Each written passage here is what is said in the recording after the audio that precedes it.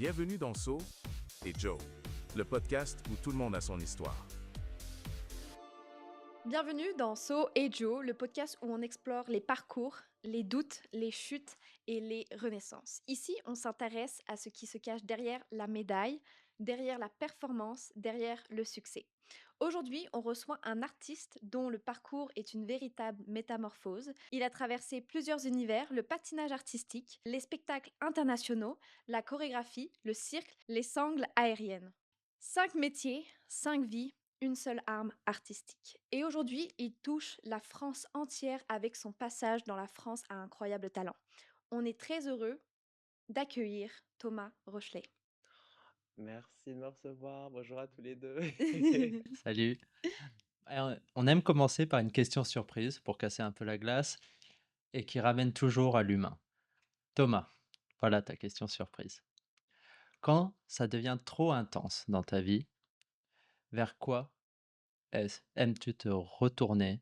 Qu'est-ce que c'est ton refuge intérieur? Donc, quand tout devient intense, vers quoi est-ce que j'aime Te me recentrer, recentrer? te retrouver. J'avoue beaucoup la méditation et des exercices de respiration. Ça peut paraître un peu stupide, mais c'est quelque chose par le passé qui m'a énormément aidé et aussi sauvé.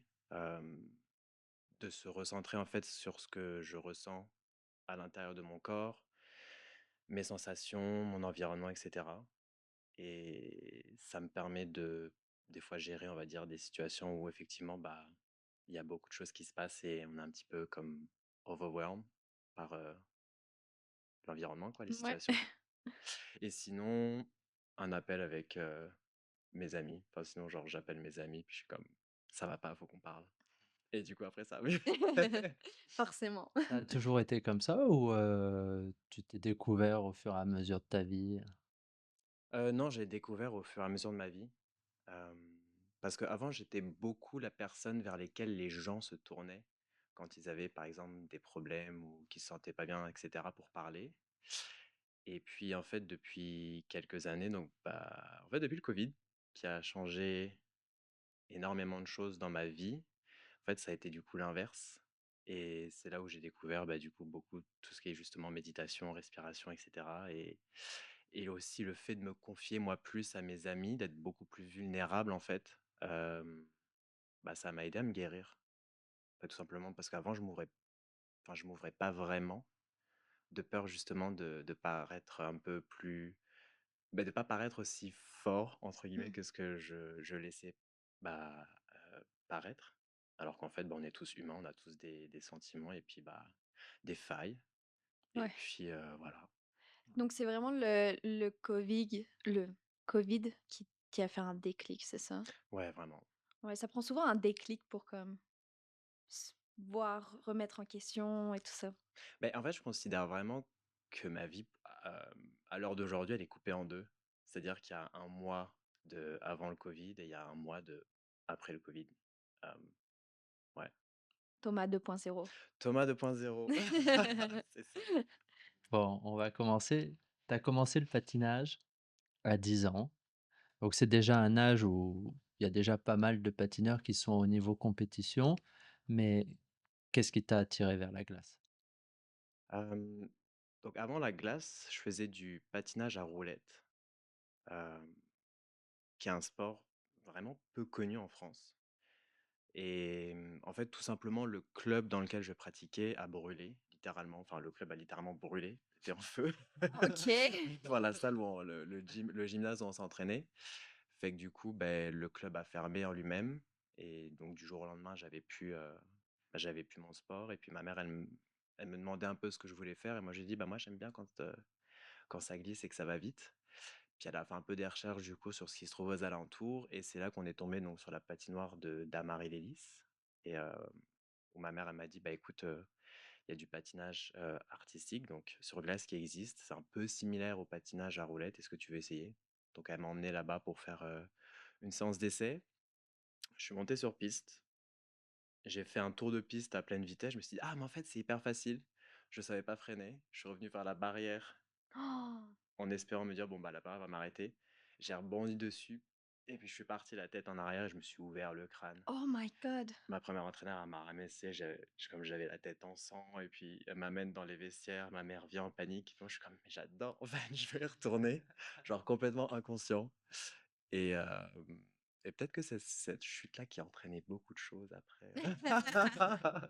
Et est-ce que c'est vraiment différent le patinage roulette et le patinage sur la glace? Ouais, sur glace, t'as beaucoup plus de liberté. Ok. Euh, il y a une qualité de mouvement et il y a beaucoup plus de, comment dire, t'as un éventail en fait beaucoup plus élargi des choses que tu peux faire parce que déjà, bah, on est sur une lame hyper fine et ça te permet de vraiment travailler tes quarts, accélérer la vitesse. Alors, tu sais, les 4 roues, c'est assez Ouais. mastodonte, quoi. Donc, tu as moins de liberté de mouvement, on va dire. Et il y a beaucoup plus de facilité sur glace. Et la température aussi. Oh, bah oui, c'est sûr. Et du coup, qu'est-ce que tu trouvais sur la glace que tu trouvais pas dans d'autres sports ou ailleurs? Qu'est-ce qui t'a vraiment dit, bah, c'est mon sport, j'aime ça? En fait, je sais pas si je me le suis déjà dit, pour être honnête. Ok. Euh, non, non, enfin, si, En fait, ce que j'aimais beaucoup, c'était la vitesse.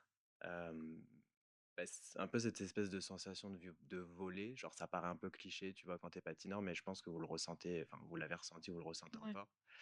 Parce que, ben, on va vite.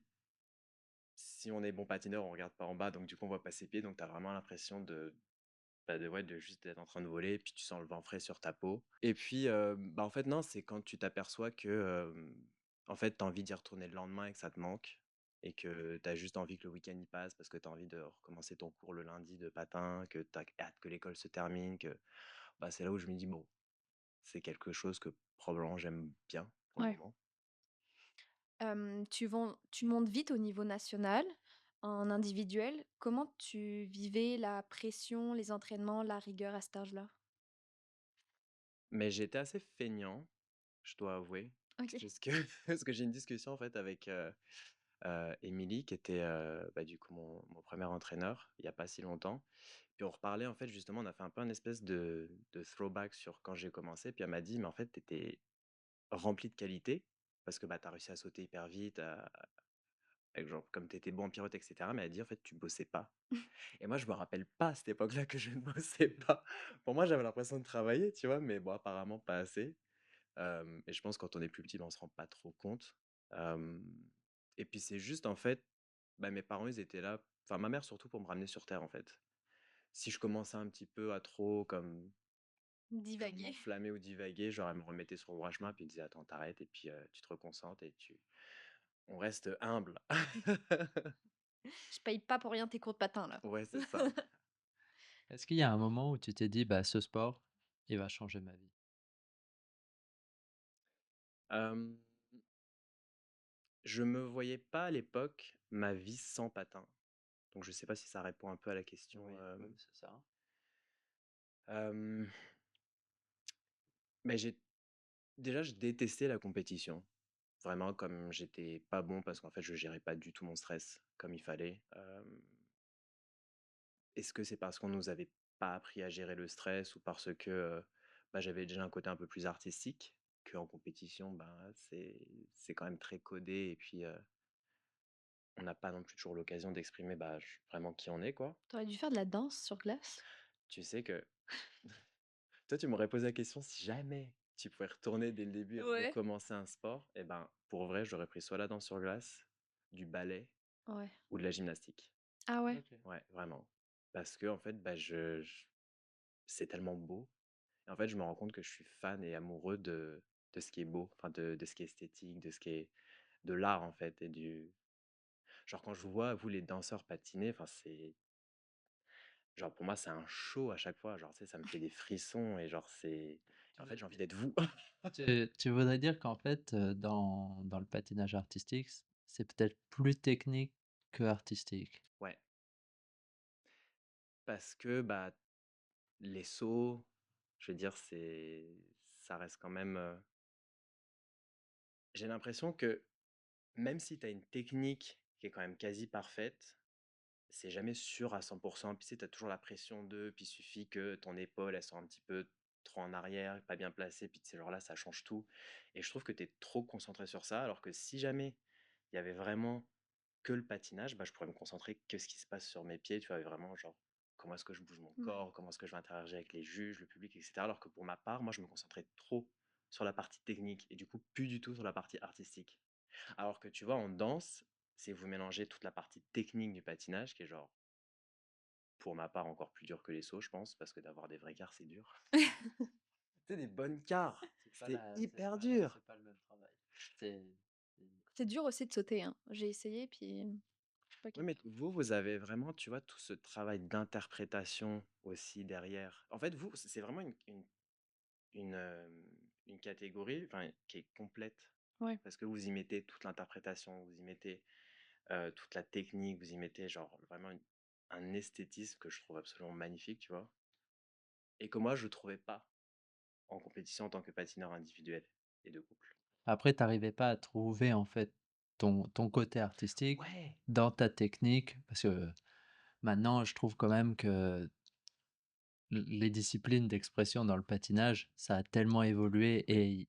et les programmes, je pense qu'il y en a plus deux qui se ressemblent. C'est genre tout, tout À l'heure bon actuelle, oui. patineur, artistique, danse ou pairs, ils ont une personnalité.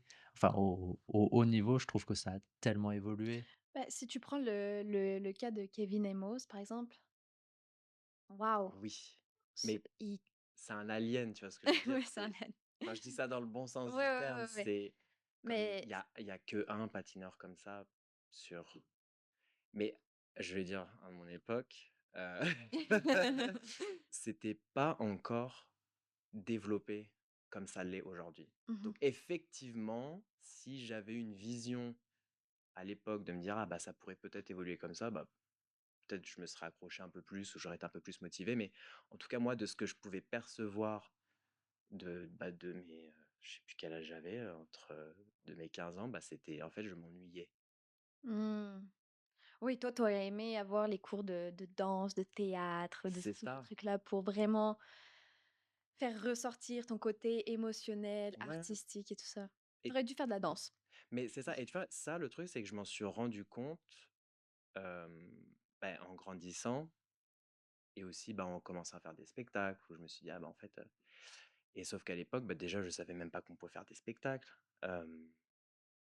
Il y avait, tu sais, je pense que vous êtes d'accord, mais il y a toujours eu une espèce de bataille entre danse sur glace artistique. Tu sais, en tout cas, en France, les clubs, c'est ah non, tu vas pas faire de la danse sur glace, ça va pas. Puis après, de l'autre côté, c'est mais pourquoi tu vas aller sauter, ça va pas. Enfin, tu vois, il y a toujours eu un affrontement, en tout cas, de, de là où j'étais. Donc, c'était. Enfin, je trouve dommage, tu vois, que j'ai pas pu explorer, en fait, Ouais. la danse sur glace. Parce que ça se trouve, on m'aurait mis en danse sur glace et puis j'aurais été en mode, mais ouais, genre, Je trouve que je c'est ce qui est m'accroche. bien dans certains pays. Je prends par exemple en Russie, euh, il y a un tronc commun, en fait, Mhm, où tu es ni artistique ni danse. En fait, tu apprends à sauter, tu apprends à faire des pirouettes, des twizzles, tout. Et après, bah, à un moment donné, ta sélection un peu naturelle qui se fait, bah, toi, tu es quand même meilleur en mhm, saut, donc toi, tu es meilleur en artistique. Et je trouve que c'est intéressant. C'est vrai que moi, j'ai eu la chance de faire les deux. Je faisais les deux disciplines. Et je trouve que ça aide quand même parce que tu explores des choses que tu vois pas en danse mhm. et, et ça manque peut-être sur certaines structures, ça. Oui. Bah, je suis 100% d'accord. Parce que qu'est-ce qui te dit que quand t'es petit, t'aimes forcément direct Ouais. l'artistique ou la danse ou le. Enfin, tu vois, c'est comme la vie, elle est faite de cycles où on change. Donc, en fait, bah, c'est pareil. Quand tu grandis, il y a plein de changements qui se font, etc. Et c'est vrai que malheureusement, bah, ce tronc commun, bah, peut-être qu'il fait un peu de défaut, tu vois. Enfin, Ouais. mais ouais, je vote pour le tronc commun. À 17 ans, tu fais un premier virage important. Tu quittes l'individuel pour le patinage en couple. Pourquoi Ouais. ce choix-là? Euh, parce que je m'étais aperçu déjà qu'en individuel, je ferais pas grand-chose. Enfin, que si je m'accrochais, bon, bah, j'aurais pu atteindre un niveau, tu vois, comme national, assez peut-être intéressant, mais au final, j'aurais fait quoi? Et puis, on m'a toujours dit que j'avais un gabarit qui était plus fait pour faire du couple. Euh, et puis j'ai été très inspiré aussi à l'époque par euh, Morgan Cyprès, Vanessa James. Quand lui, il avait commencé, bah, je trouvais ça génial. Puis tu sais, on s'entraînait ensemble. Donc j'étais très admiratif. Donc il y avait peut-être aussi un peu ce côté de ah, moi, je veux faire comme les grands, entre guillemets. Et puis j'étais amoureux de Vanessa aussi, mais faut pas le dire. Ouh, Vanessa. Salut. Non, bref. Et, et donc, en fait, oui, il y avait cette option-là. Donc, j'en ai parlé à mes entraîneurs et puis ils ont dit que c'était sûrement bah, ce qui était un peu le plus logique. Et donc, ils m'ont envoyé du coup sur Caen avec Jean-François Ballester. Du coup, j'ai déménagé solo. Mes parents, ils m'ont pris un appart à Caen et puis j'ai commencé en fait cette aventure là-bas pendant 2 ans. Il y a des choses qui t'attiraient dans cette discipline, la connexion ou même de partager quelque chose en couple? Euh, ouais, parce que déjà, à l'époque, je trouvais que c'était vraiment le fun de travailler à deux. Parce que bah, forcément, tu sais, tu découvres aussi la discipline, donc il y a aussi l'excitation, parce que c'est quelque chose de nouveau qui arrive. Donc tu as un peu l'impression de recommencer à zéro et de faire des choses différentes. Et au final, j'avais l'impression de faire du patinage, mais du patinage plus plus, parce que bah, du coup, tu dois apprendre les portées, tu dois apprendre les spirales, tu dois apprendre les sauts lancés. Et moi, je prenais un peu ça comme un jeu. Et puis j'aimais beaucoup la force aussi. Enfin, genre, j'aimais beaucoup comme. Peut-on dire ça à la caméra? Genre, tu sais, soulever ma partenaire. Ah, ok, ouais. Comme la portée. Comme la porter. Donc, j'aimais beaucoup porter, Ok. tu vois. Je trouvais ça. Bah, là, justement, j'avais déjà un peu cette espèce d'idée de l'esthétisme, tu vois, qui rentrait déjà en compte où j'aimais beaucoup, en fait, le corps de la femme dans les airs, enfin, les positions qu'elle Ok. pouvait prendre en portée, euh, le twist, pareil. Enfin, Oui, donc c'était vraiment pas redirigé que sur ton aspect corporel, comment tu ouais, non. ressemblais sur la glace. C'était vraiment par rapport à la femme et puis par rapport à un Mhm. ensemble. C'était Ouais, pas c'est que ça. renfermé sur toi. Ok. Oui, puisque ça mettait aussi un peu la femme comme sur un espèce de piédestal Ouais. aussi. Euh, et je pense que bah, je trouvais ça beau en fait. Et j'étais déjà très obsédé avec les lignes, parce qu'en fait j'ai une obsession, tu sais, avec les lignes de manière, enfin, quand je parle des lignes, c'est les lignes du corps. Ouais, ouais, ouais. Euh, et j'avais déjà une obsession avec les lignes de la fille en l'air, c'est-à-dire qu'à chaque fois j'étais comme, ouais, est-ce que tu peux tendre ta jambe un peu plus? Mais là, un peu plus en diagonale. Ouais, et en fait, voilà, c'est ça que j'aimais beaucoup. Ok. Et puis après, donc, on a commencé les compétitions. Puis en fait, pareil, là, très vite, bah, je me sentais un peu moins stressé parce qu'on est deux sur piste. Du coup, c'était un petit peu moins impressionnant que d'être solo. Mais en fait, pareil, après, j'étais là, en fait, je me fais chier. Ok. Ah, Une je fois que t'avais tout m'ennuie. appris, t'étais comme. Ben, ouais, Ouais. bah, après, je suis assez cyclique, hein. Ok. Comme j'aime beaucoup les renouveaux, etc. Et puis j'étais là, bon, ça y est, je m'ennuie. Tu te souviens la première fois que tu as patiné en couple? Cette sensation où t'as un souvenir à nous partager? Oui, j'étais nul. C'était avec Lola Esbara, la toute première fois que j'avais fait des essais. Euh, et en fait, j'étais tellement stressé parce que j'avais été faire les essais à Bercy, du coup. Mhm. Puis il y avait, bah, tu sais, t'avais tous les gens du pôle qui étaient là. C'était avec Jean-Roland Racle à l'époque. Et c'était lui qui nous avait fait faire l'essai. Puis moi, j'étais comme hyper stressé. Je tenais pas sur mes jambes. On faisait des croises arrière, tu sais, je tombais. Enfin, genre, vraiment, j'avais donné une image de moi-même qui était absolument terrifiante, tu vois. Et parce que, bah, ouais, l'environnement, il devait être un peu stressant, je pense. Mais c'était pas le meilleur premier souvenir que j'ai eu. Après, bah, quand je suis parti à Caen, là, ça s'est amélioré et j'ai repris un peu confiance en moi, mais au début, j'étais comme: «Oh». Ok, c'est quoi quel a été ton plus beau souvenir en couple? En couple, est-ce que ça peut être en spectacle Oui, ou bien pas? sûr. Hem, C'était à Europa Park avec, en fait, c'est à chaque fois qu'on terminait notre solo, les gens, ils devenaient fous. Enfin, genre, ils hurlaient dans l'aréna et ça, c'est vraiment un des souvenirs les plus marquants. Parce qu'on terminait par une figure où Mélina mettait ses pieds comme derrière mon cou, comme ça. Puis elle avait son corps qui Ah était oui. devant moi, puis moi je tournais comme ça, pam, pause de fin, et puis là, je lui écris les machins, et à chaque fois, j'ai l'impression de revivre ce moment pour la première fois. Et Ok. c'est un des moments qui reste gravé. Sinon, après, Les autres moments, c'est quand j'ai fait notre premier double, enfin quand on a fait notre premier double twist sur glace, OK. le premier triple saut lancé, ou alors ça, c'est vraiment aussi une belle victoire. Mais voilà. Ça a changé ton rapport avec ton corps et par rapport à la vision que tu pouvais partager avec l'autre? Oui, oui. Bah, déjà, mon corps a changé aussi physiquement, parce que quand tu fais du couple, tu prends un peu plus de masse Bah, faut que tu portes musculaire. quand même quelqu'un. Bah, c'est ça. Et surtout, ça m'a appris à prendre soin de ma partenaire, en OK. fait, de la personne. C'est ça, en fait, ouais, c'est ça. De manière générale, ça m'a appris à prendre soin de l'autre. Parce que, moi, une des premières choses qu'on m'a dit, c'est ta partenaire, tu fais comme si elle était en porcelaine, en fait, et que tu dois toujours la lever et la poser le plus léger possible pour que ça fasse le moins de bruit possible, et que c'est parce que vous êtes déjà, tu sais, dans les airs à faire vos cabrioles et tout. Nous, on est là, tu sais, on soulève, mais je veux dire, c'est pas nous qui sommes dans les airs, donc si quelque chose se passe, c'est la partenaire qui va prendre le plus cher, tu vois, quand elle se fait lancer. Enfin, nous, on est là, on lance, quoi, genre, ça va, tu vois. Je comprends. Donc voilà, non, ça m'a vraiment appris du coup à prendre soin en fait de l'autre. Hem, à 19 ans, tu prends une décision radicale, Ouais. arrêter la compétition et j'aimerais savoir pourquoi? Quel quel a été ton déclic et pourquoi tu as voulu arrêter la compétition? Le déclic, il s'était fait 2 ans auparavant, parce que j'avais été contacté pour faire un spectacle d'hiver. Hem, à l'époque, c'est avec Sabrina Capellini, et en fait, je découvrais du coup le monde des spectacles parce que c'était, tu sais, un spectacle avec un contrat rémunéré, et cetera. Donc c'était vraiment les conditions, il y avait des répétitions et tout.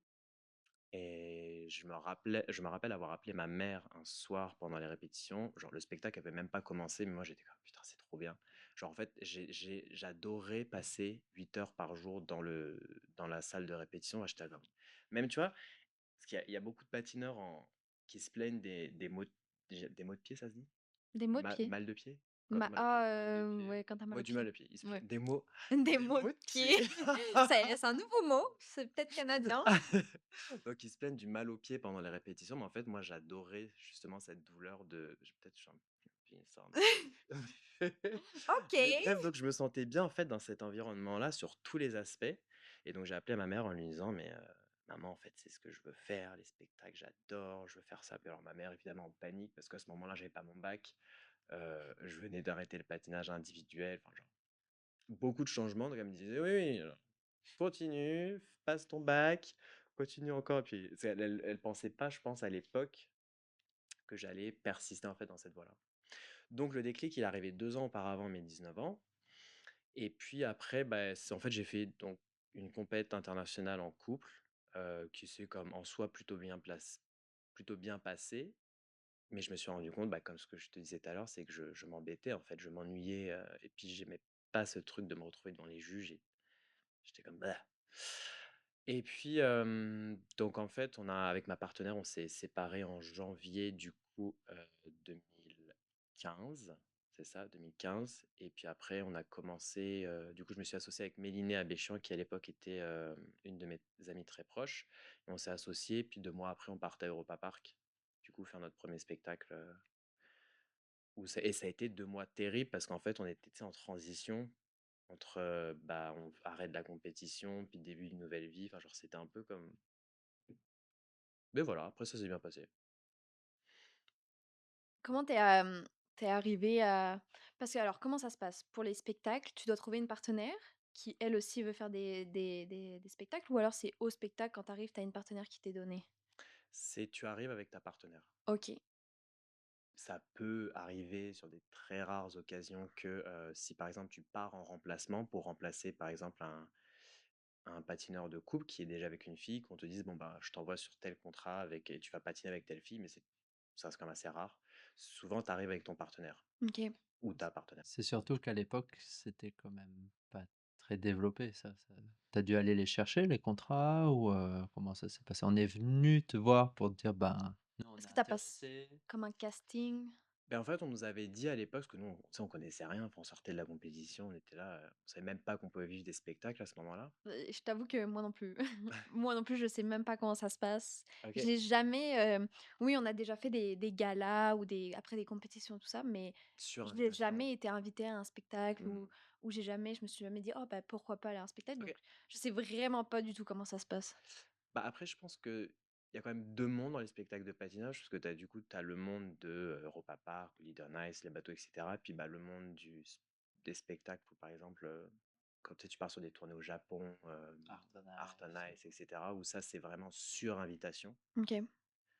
Mais donc, les spectacles que nous, on faisait, donc Europa Park, les bateaux, etc., en fait, tu te filmes et tu crées ce qu'on appelle une demo reel, où en fait, dedans, tu mets tous tes éléments, tout ce que tu sais faire, les portées, les sous lancers, etc. Tu envoies cette vidéo à différentes personnes du casting.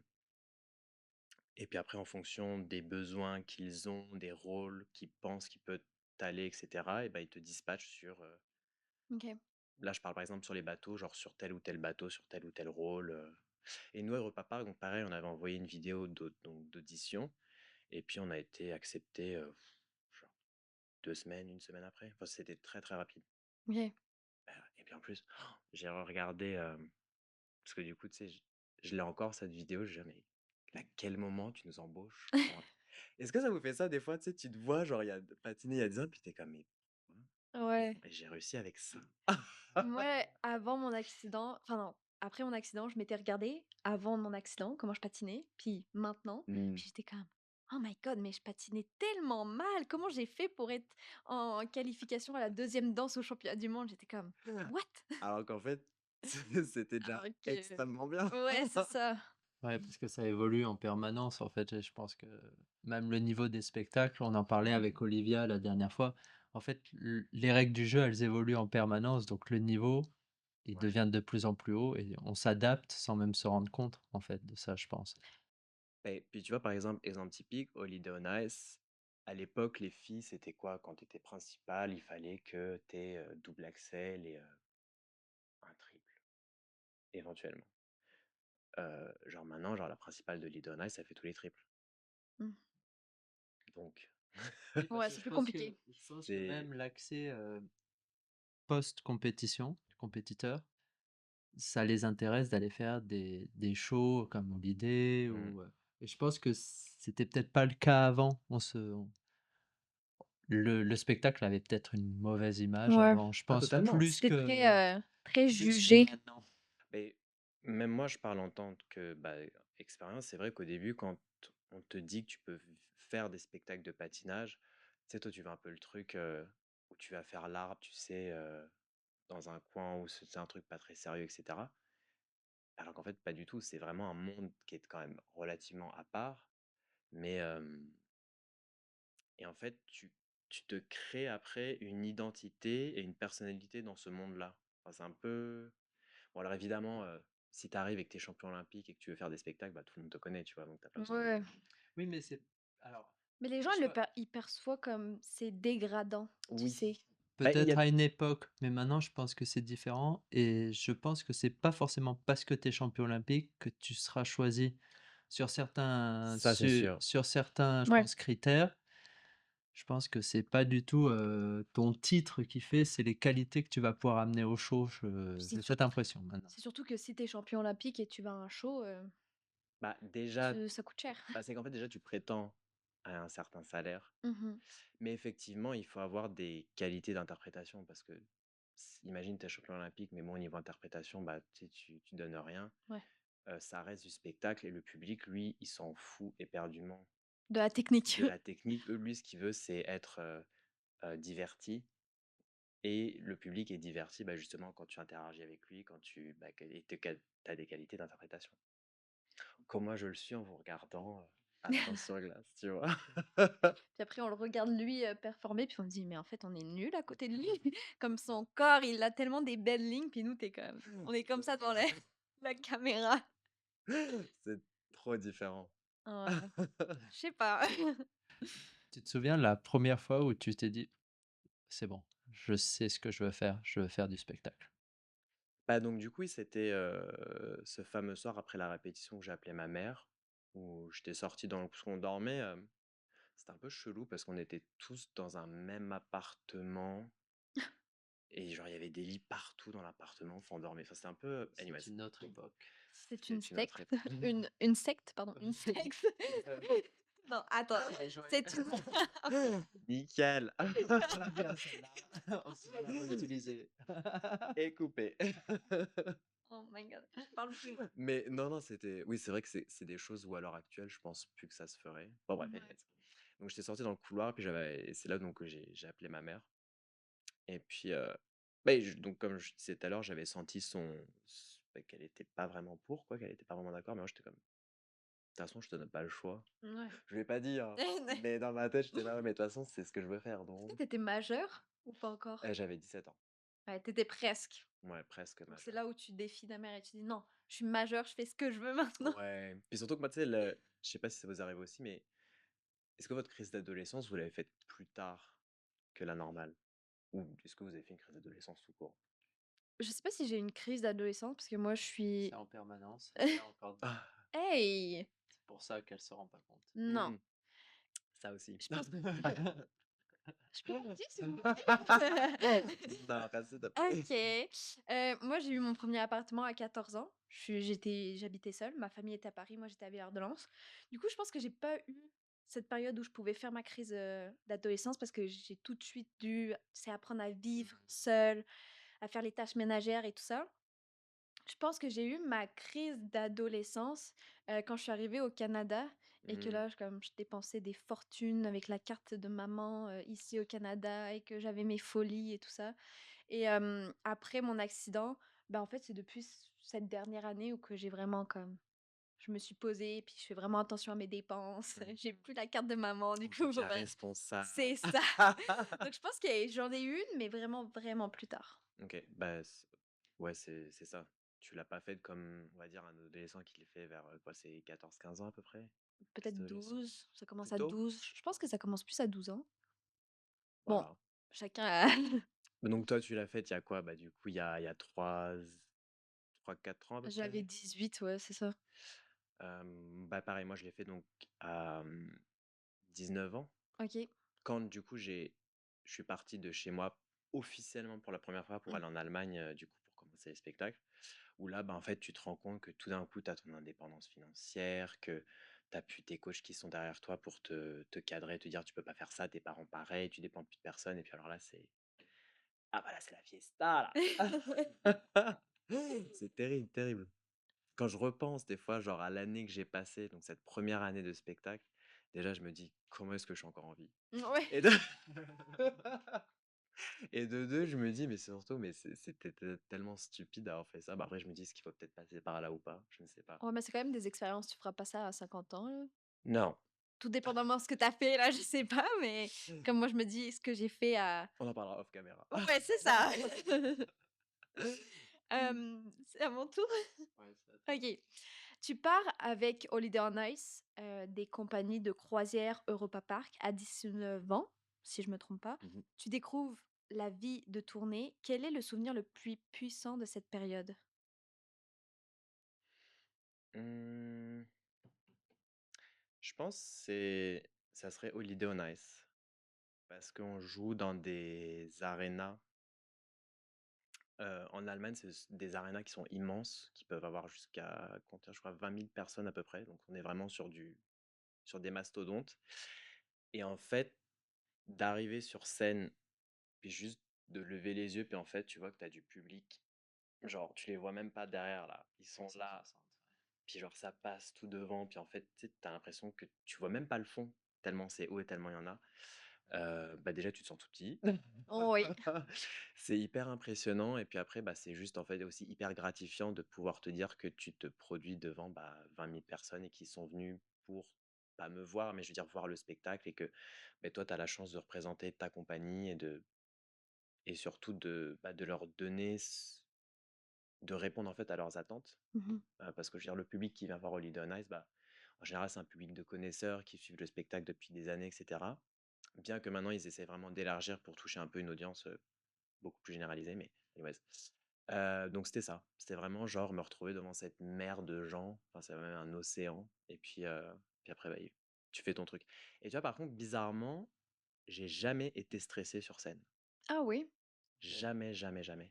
Quand bien même j'étais devant 20 000 personnes ou devant 500 personnes, pour moi, c'était la même chose et c'est là parce que du coup, ça rejoint un peu la question que tu me demandais tout à l'heure, comment est-ce que tu t'es dit que c'était là le bon moment? Bah, c'est qu'en fait, je me sentais à ma place OK. sur scène. Tu trouvé ta place. J'avais trouvé ma place. C'était dans les spectacles. C'est ça.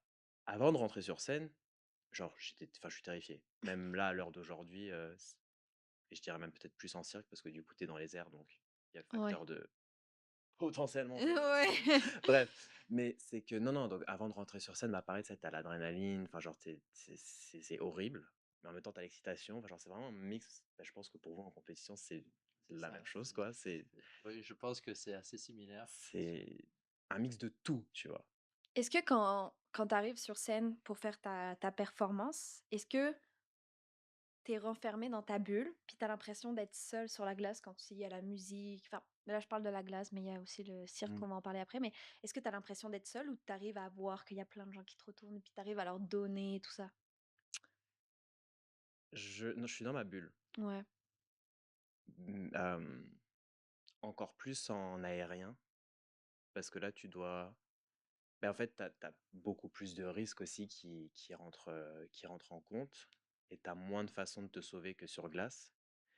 Euh, mais je dirais que oui, je suis vraiment comme dans ma bulle, mais en fait, je suis conscient, je sais en fait exactement tout ce qui se passe dans la salle. C'est-à-dire que genre, je sais telle personne qui est en train de parler à ma gauche, je sais que genre là, telle personne à droite, j'ai vu une personne avec des lunettes.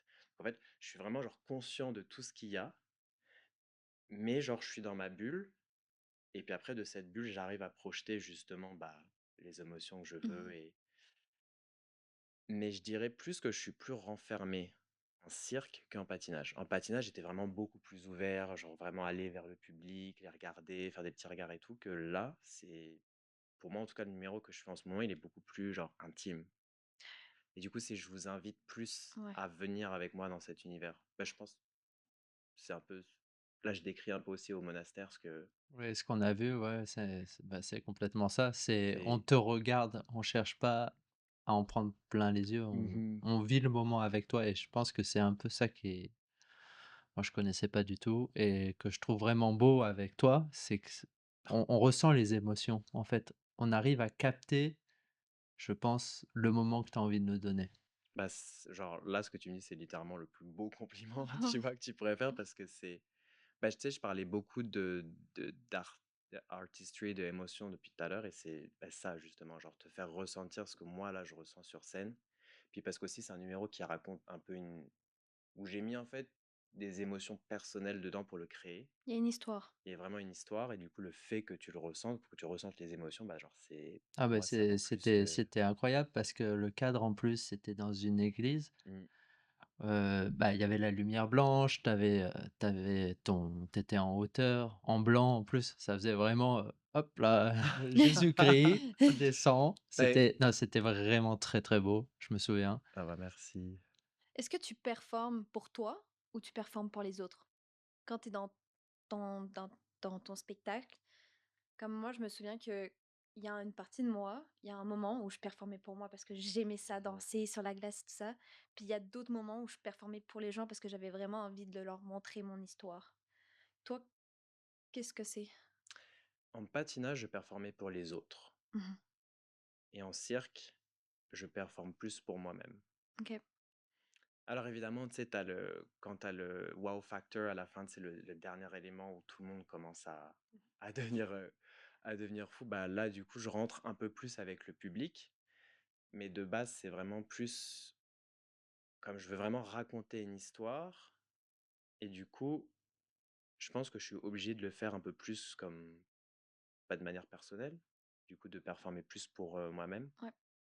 Puis après, ça dépend aussi par contre du cadre, ça dépend de où est-ce que tu es. Je veux dire, si tu es dans un, par exemple, si tu fais, ça m'est déjà arrivé de faire des performances en cirque où c'était vraiment, tu sais, corpo, genre, tu sais, t'as une musique un peu pop actuelle et tout ce qu'on veut voir, c'est de la performance des tricks, etc. Là, je suis complètement avec le public. Ouais. Mais dans un cadre où ça va être mon numéro personnel, là, c'est vraiment pour moi. OK. Ça dépend vraiment de la scène, ça dépend vraiment du moment. Mais ouais. Et un moment un peu plus difficile que tu pourrais nous décrire, où tu t'es senti un peu vulnérable ou un peu loin de tout dans, dans ta partie un peu spectacle? Euh, en fait, il y en avait. Est-ce que tu as eu par exemple des échecs, enfin des choses où tu aurais voulu et t'as malheureusement pas réussi? Est-ce que tu été, il y a un moment où tu as été triste, perdu, puis tu t'es dit: «OK, c'est l'erreur que j'ai faite d'être dans les spectacles»? euh, oui et non. Alors, ça arrivait ma deuxième année de spectacle. C'était à Europa Park. Et à cette époque-là, donc je venais de me séparer de ma partenaire. Et moi, j'étais retourné en fait faire une année de spectacle, mais du coup dans ce qu'on appelle le chorus. Euh, Parce qu'en fait, il me fallait un job, tu sais, que genre, on s'était séparés assez brutalement avec ma partenaire, donc en fait, il fallait que je trouve quelque chose. Donc c'est pour ça que j'avais re-signé, mais du coup en tant que chorus. Et donc déjà, j'étais pas, déjà je m'embêtais parce que enfin, j'étais pas challengé du tout, quoi, par rapport à ce que je faisais l'année précédente. J'avais une de mes meilleures amies qui était venue sur le spectacle. Puis elle avait enfin, pas une bonne expérience, donc elle est partie. Donc du coup, je venais de perdre aussi ma meilleure amie. Moi, je me faisais harceler dans le vestiaire Ah ouais? du coup, des patineurs mâles. Donc ça se passait pas bien aussi. Euh, je vivais enfin comme ma première grosse peine d'amour. Euh, donc en fait, là, je me suis retrouvé vraiment seul, parce qu'en fait, bah, je pouvais plus parler à personne parce que ma meilleure amie était partie. La personne que je fréquentais, bon, on venait de se séparer aussi. Euh, Il y avait ces histoires d'harcèlement dans les dressing rooms, ce qu'on appelle. Donc en fait, j'étais là, mais je dis, mais qu'est-ce que je fous ici? Genre seul au monde. Et seul au monde. Et puis après, je me suis dit, mais est-ce que je pars? Est-ce que je reste? Et puis en fait, après, je me suis blessé. Donc du coup, ça m'a fait prendre un petit break pendant quelques semaines. Après, je suis revenu, ça allait un peu mieux. Puis après, j'ai tourné la page au Europa Park. Mais ça existe, des histoires d'harcèlement dans le spectacle? Vraiment? Ouais. Ah ouais? Puis t'as pas pu, comme par exemple, en parler à la production, enfin, je sais pas, aux personnes supérieures pour que ça s'améliore ou? Non, parce que tu as un peu une histoire, une espèce de, comme de honte OK. qui se met en place. Euh, En gros, la honte de se faire harceler. Est-ce que ça a du sens ou pas? Oh, ouais. Oui, c'est comme je comprends, ouais. Et parce qu'à l'école, c'était. Oui, déjà que tu te fais harceler, en plus, être la personne qui va se plaindre que Ouais, tu te fais c'est ça. harceler, c'est pas une raison de plus de se faire harceler, mais Bah, déjà que l'estime de toi est pas là, je pense que c'est un peu le problème de. ah, totalement. Parce que finalement, si tu te fais si tu es harcelé, si ils voient que ils ont de l'ascendant sur toi. Parce que s'ils n'arrivent pas à avoir d'ascendant, Mhm. ils peuvent pas t'harceler. Si ça te fait rien, Ils vont pas Ouais, ouais. continuer. ils vont arrêter. Mais sauf que quand on est jeune ou quand on est dans des situations un peu plus fébriles, c'est là où Ah non, le regard c'était. des autres est important, mais il faut pas en tenir compte sur tout ce qu'ils disent. Bah, puis surtout qu'en plus, c'est exactement ça, mais en plus, là, l'âge que j'avais, tu sais, t'es encore en développement. Tu sais, genre 19, 20 ans, enfin, genre. Tu étais dans ta crise d'ado. Bah, t'es Mais adulte, mais pas adulte, en c'est fait. ça. Puis tu venais de quitter ta famille aussi, donc c'est Bah, comme ça faisait déjà 1 an, parce que ça, du coup, c'est la deuxième année, mais il y avait ça aussi. Puis avec ma famille à ce moment-là, c'était un peu compliqué parce que bah, encore pareil, pour eux, le fait que j'étais parti en spectacle, je pense que c'était un peu dur à accepter, ouais. enfin, la peur d'eux.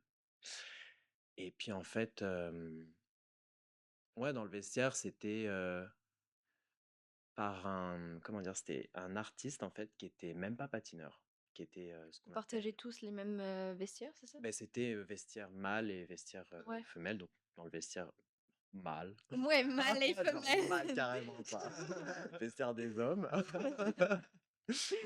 Donc c'était un artiste en fait qui était même pas patineur et qui était bah, du coup artiste de cirque pour le coup, qu'on appelle spécial act parce que dans les spectacles de patinage, il y a souvent plusieurs fois où le spectacle il est interrompu par des spécial acts. Et en fait, ce sont des artistes qu'on va amener et qui font un numéro qui n'a rien à voir avec le patinage. C'est juste un peu de diversifier. Mmh. Bref, anyways. Et puis en fait, c'était beaucoup comme des insultes comme verbales. Puis en fait, il était pas mal dans la manipulation parce que des fois, c'était comme si enfin, tu sais, il me valorisait, on s'entendait bien, machin. Et puis tout d'un coup, genre, il allait comme c'est beaucoup d'injures, oh, espèce de PD, espèce de bah, faguette, whatever. On avait des props, tu sais, qu'on utilisait pour le spectacle. Des props, c'est comment t'appelles ça? Des décors. OK. Et en gros, lui, il me tapait dessus avec ces décors-là. Et, euh, No way! et en fait, le truc, c'est que moi, je me rappelle, j'étais tellement, en fait, tu sais, genre choqué de la situation que, tu sais, genre, juste moi, j'étais assis sur ma chaise comme ça. En fait, il y avait tout le monde qui regardait. Et c'était genre.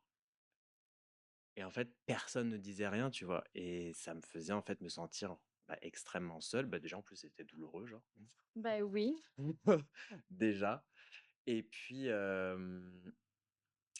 puis, en fait, ouais, c'est ça, personne ne disait rien. Donc, en fait, bah, moi, je commençais à avoir des angoisses d'aller au travail. Enfin, tu sais, Bah genre, oui, j'étais pas forcément. bien. Et puis, encore une fois, donc, c'est la période où j'étais vraiment tout seul. Donc, en fait, j'avais personne à qui parler. C'était juste.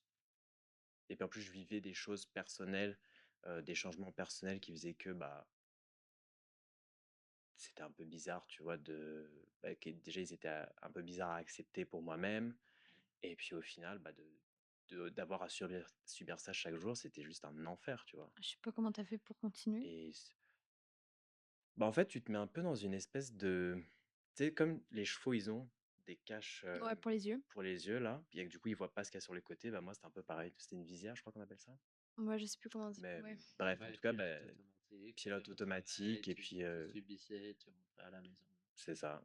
Et je pleurais. Et en Puis fait, les après, émotions, on les fait taire et on passe à la suite. On essaye. c'est C'est ça. un peu ça l'idée. Et comme si de rien n'était. Et puis après, tu sais, tu t'en veux à toi-même de te laisser. En fait, là, avec du recul, enfin, moi, je me serais secoué. Parce que tu vois, à l'heure d'aujourd'hui, jamais de la vie, j'accepterais que quelque Ouais. chose comme. Enfin, jamais de la vie, je laisserais quelque chose comme ça se reproduire. Et à l'époque, j'aurais aimé avoir un peu plus de. Tu vois, d'audace, Ouais. de courage pour dire à cette personne d'arrêter. En plus, tu sais, c'était un Russe qui était genre hyper bas, hyper grand. Donc en fait, il avait un physique qui était extrêmement imposant. Et c'est-à-dire qu'en fait, le mec, il me soulevait d'une main. Enfin, je veux dire, moi, je pouvais rien faire face à lui, Ouais. tu vois. Et en fait, je pense qu'il m'a le plus blessé, c'était que les autres, bah en fait, tu sais, ils disaient pas grand-chose, ils faisaient pas grand-chose, quoi.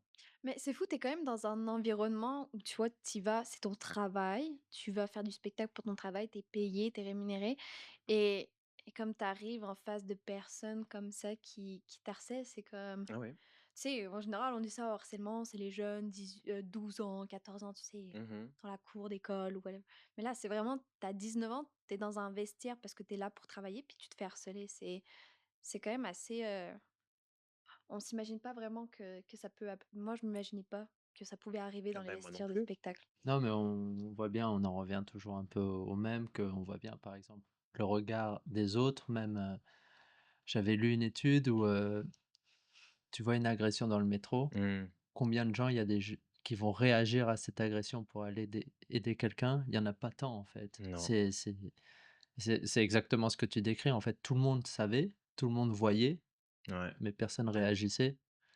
Alors qu'il aurait suffi peut-être que d'une personne ou deux viennent t'aider et ça aurait peut-être changé tout, quoi, en fait. Ah, totalement. Puis Ouais, après, tu sais, je pense que les gens, ils ont peur. C'est ça, ils disent, ah bah si je vais l'aider, c'est comme ça va se retourner peut-être contre moi ou comme ça va être moi le mais prochain. je pense que tout le monde était intimidé de lui, Mhm.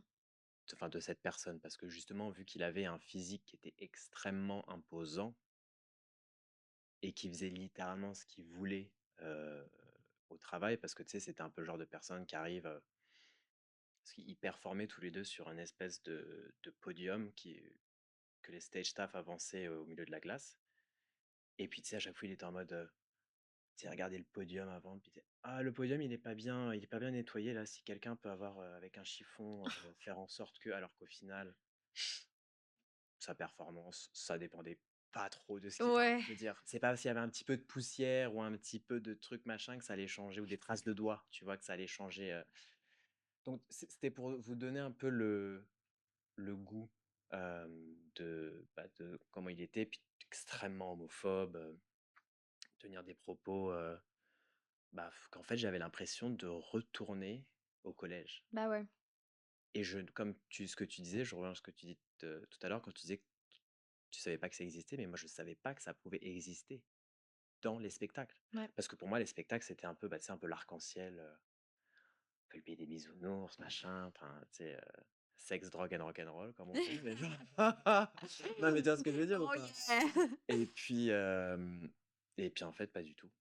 Bon. Genre, c'était, la première année, je te dis, ça allait, mais la deuxième année, genre, j'avais envie de me tirer une balle. Est-ce qu'après ça, tu t'es posé la question si tu voulais comme tu t'es dit: «OK, c'est fini pour moi les spectacles, j'arrête tous les spectacles, puis je vais me rediriger sur quelque chose qui a rien à voir le spectacle après cette expérience?» Pas tant parce que j'avais déjà d'autres projets qui s'étaient alignés, donc je voulais en fait, respecter mes engagements avec ces autres projets. Hem et puis en fait, ça m'a fait juste découvrir une autre facette et ces autres projets en fait m'ont redonné goût à vouloir performer, à être confortable dans un vestiaire avec des gens et cetera parce que j'avais en fait vraiment constamment genre le moindre geste que je pouvais faire était observé et critiqué ou machin donc c'était et donc en fait voilà, donc ces contrats après ont fait en sorte de me redonner un peu confiance à ce niveau-là et puis après je suis parti sur les bateaux de croisière, donc après j'ai performé avec une de mes très bonnes amies aussi, donc en fait, enfin genre c'était vraiment le jour et la nuit. Puis en fait après ça n'allait que en mieux, mais vraiment ouais cette année-là c'était Est-ce que tu avais demandé de l'aide? Est-ce que tu avais tu allé voir un psychologue ou quelqu'un qui pouvait t'aider à comme parce que je pense que du coup au niveau de, bah, de ton estime de toi-même là, ça a dû prendre un choc puis ben, je pense que c'est un travail que j'ai pas encore fait, je t'avoue. OK. Parce que ben, j'ai une image de moi en fait, une estime de moi qui est très faussée, je pense, et sûrement due à ce qui s'est passé, tu sais, genre dans le passé quoi. Hem, mais c'est quelque chose que je sens que de plus en plus que j'ai besoin, je devrais aller en parler, travailler dessus. Parce que des fois, ça me ronge tellement pour pas grand-chose au final. Puis que, surtout quand je vois que les choses marchent, au final, c'est comme si tu étais jamais vraiment content ou satisfait de ce qui se passait. Ouais. Ça a du sens ou pas? Ouais, ouais. Ouais. Puis c'est surtout que C'est d'aller se faire aider, enfin, je parle par rapport à moi d'expérience, je sais pas si toi aussi tu as vécu ça, mais ça prend du temps de se dire: «OK, je veux me faire aider». mmh. Comme en général, tu veux pas te faire aider, là, tu dis: «Non, je peux faire Bah, ça moi-même». mais c'est ce que je te disais tout à l'heure off caméra, c'est ce truc de se dire qu'avant, tu étais la personne où tout le monde vient te voir et Ouais. puis c'est toi qui donnes les conseils, qui genre remonte le moral des gens, puis tout d'un coup, en fait, tu te retrouves de l'autre côté. Et puis bah déjà, du coup, déjà là, il y a une espèce de, comme une estime de toi qui se casse, parce que du coup, tu es comme, ah, mais en fait, je suis pas aussi fort que ce que je pensais, alors que cette phrase est conne. Mais vraiment, non, mais, tu vois, je veux dire, je suis pas aussi fort mais genre, ça veut dire quoi ça? Ah oui. Enfin, il y a pas de t'es pas fort, enfin, c'est juste, c'est on ressent des émotions, on vit des choses qui font que, bah, des fois, oui, forcément, tu te sens moins bien et c'est normal. Ouais, c'est plus facile d'être là pour les autres que pour être là pour Exactement. soi-même. Je Ah, mais crois que alors ça, c'est là. ça, c'est c'est assez la vérité, hein. Tu peux tout entendre, mais t'entendre toi, Ouais. c'est compliqué des fois. Est-ce que tu Mais penses que parce que moi, c'est ce qui m'arrive. Avant, je faisais pas de thérapie, tout ça, parce que je voulais pas forcément me faire aider.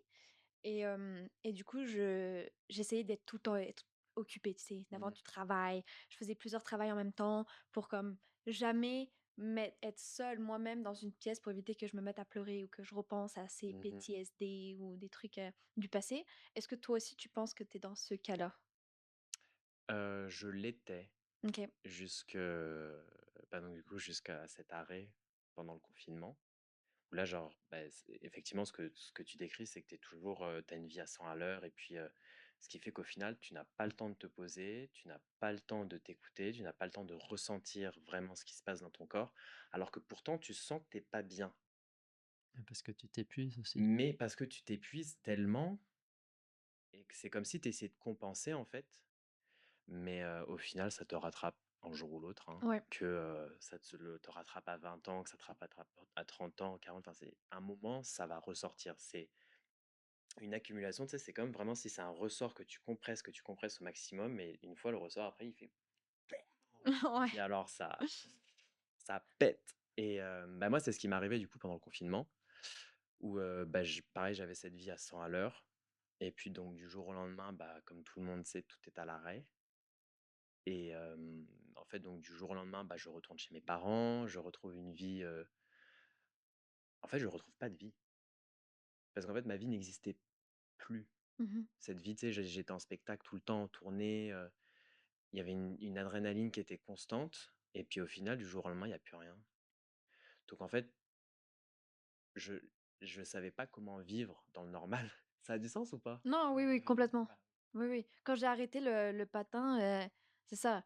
Quand j'ai décidé d'arrêter ma carrière, de mettre une pause à ma carrière, c'est comme: «OK, mais qui est Solène sans le Mmh. patinage? Qui je suis? Je suis bonne à rien faire, en fait. J'ai C'est patiné ça. toute ma vie. Qu'est-ce que je dois faire maintenant?» Et Mais c'est oui, je comprends totalement. et en fait, je pense que c'est vraiment apprendre à vivre en dehors de cette espèce, tu sais, de monde que tu t'es créé, de cette espèce d'environnement, et c'est très, très dur. Bah, déjà parce que moi, ça m'a causé de faire comme un burn-out Mmh. parce que, bah, justement, j'ai été tellement submergé par des en fait, je me rappelle très bien parce que la première semaine, tu sais, c'était marrant, c'était fun, confinement, on se dit: «Ah bah, vas-y, ça va durer 2 semaines et tout». Netflix, Netflix, canapé. voilà, tu dis: «Ah putain, je pourrais enfin me reposer, trop bien». Puis après, en fait, tu t'aperçois que, bah, en fait, là, on te dit: «Bah non, une semaine de plus, 3 semaines». Puis en fait, après, on te dit: «Bon, bah» surtout que alors, à l'époque, j'étais censé partir sur une création d'un spectacle à Los Angeles et ensuite on devait rapatrier le show sur un bateau, qui devait faire toute la Méditerranée pendant 6 mois. Donc j'étais vraiment à l'aube de faire un contrat que j'étais vraiment très excité de faire, qui était un très beau contrat. Et puis ça se casse la tête, puis au final, pour qu'on te dise, que notre employeur me dise: «Bon, bah, écoutez, pour le moment, on n'a pas de nouvelles, donc pour le moment, c'est ciao, bye et puis on se recontacte quand c'est» donc du coup, tu comme ça. Et puis genre là, genre tu face bah, j'étais littéralement face à mon miroir et puis en fait, j'ai commencé à me dégoûter moi-même, physiquement. Enfin, genre, il y avait plus rien qui allait. Genre mon visage, je l'aimais pas, mon physique, je l'aimais pas, j'aimais pas la façon, j'aimais pas ma voix, j'aimais pas mon je me détestais, en fait. Waouh! OK. Et je sais pas en fait ce qui a causé ça. Ben, si, ce qui a causé ça, c'est tout ce qui s'est passé avant, en fait, Ouais. je pense, et que j'ai accumulé, que j'ai pas pris le temps d'en parler. Et puis à tel point qu'en fait, je faisais des crises d'angoisse sur tout. Et genre, un exemple typique, c'était mais du coup, quand tout va repartir à la normale, comment est-ce que je vais faire pour interagir avec les gens? Est-ce que je sais interagir avec les gens ou pas? Est-ce que je sais parler avec les gens?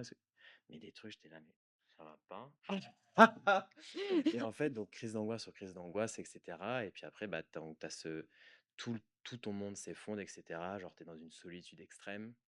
Bah, tu sais, et tu peux pas vraiment en parler. Alors moi, je sais que j'étais tous les jours au téléphone avec mes amis, mais pour en fait leur faire essayer de comprendre ce que moi je ressentais, genre c'était... En fait, j'arrivais même pas à mettre des mots dessus Mmh. sur ce que je ressentais, parce qu'en fait, C'était le trou noir. mais c'est ça, je me sentais mort intérieurement, sale, mort et en douleur. Vraiment genre in pain, vraiment, et Mmh. puis lourd. C'est vraiment d'une lourdeur et il y avait plus rien qui fonctionnait.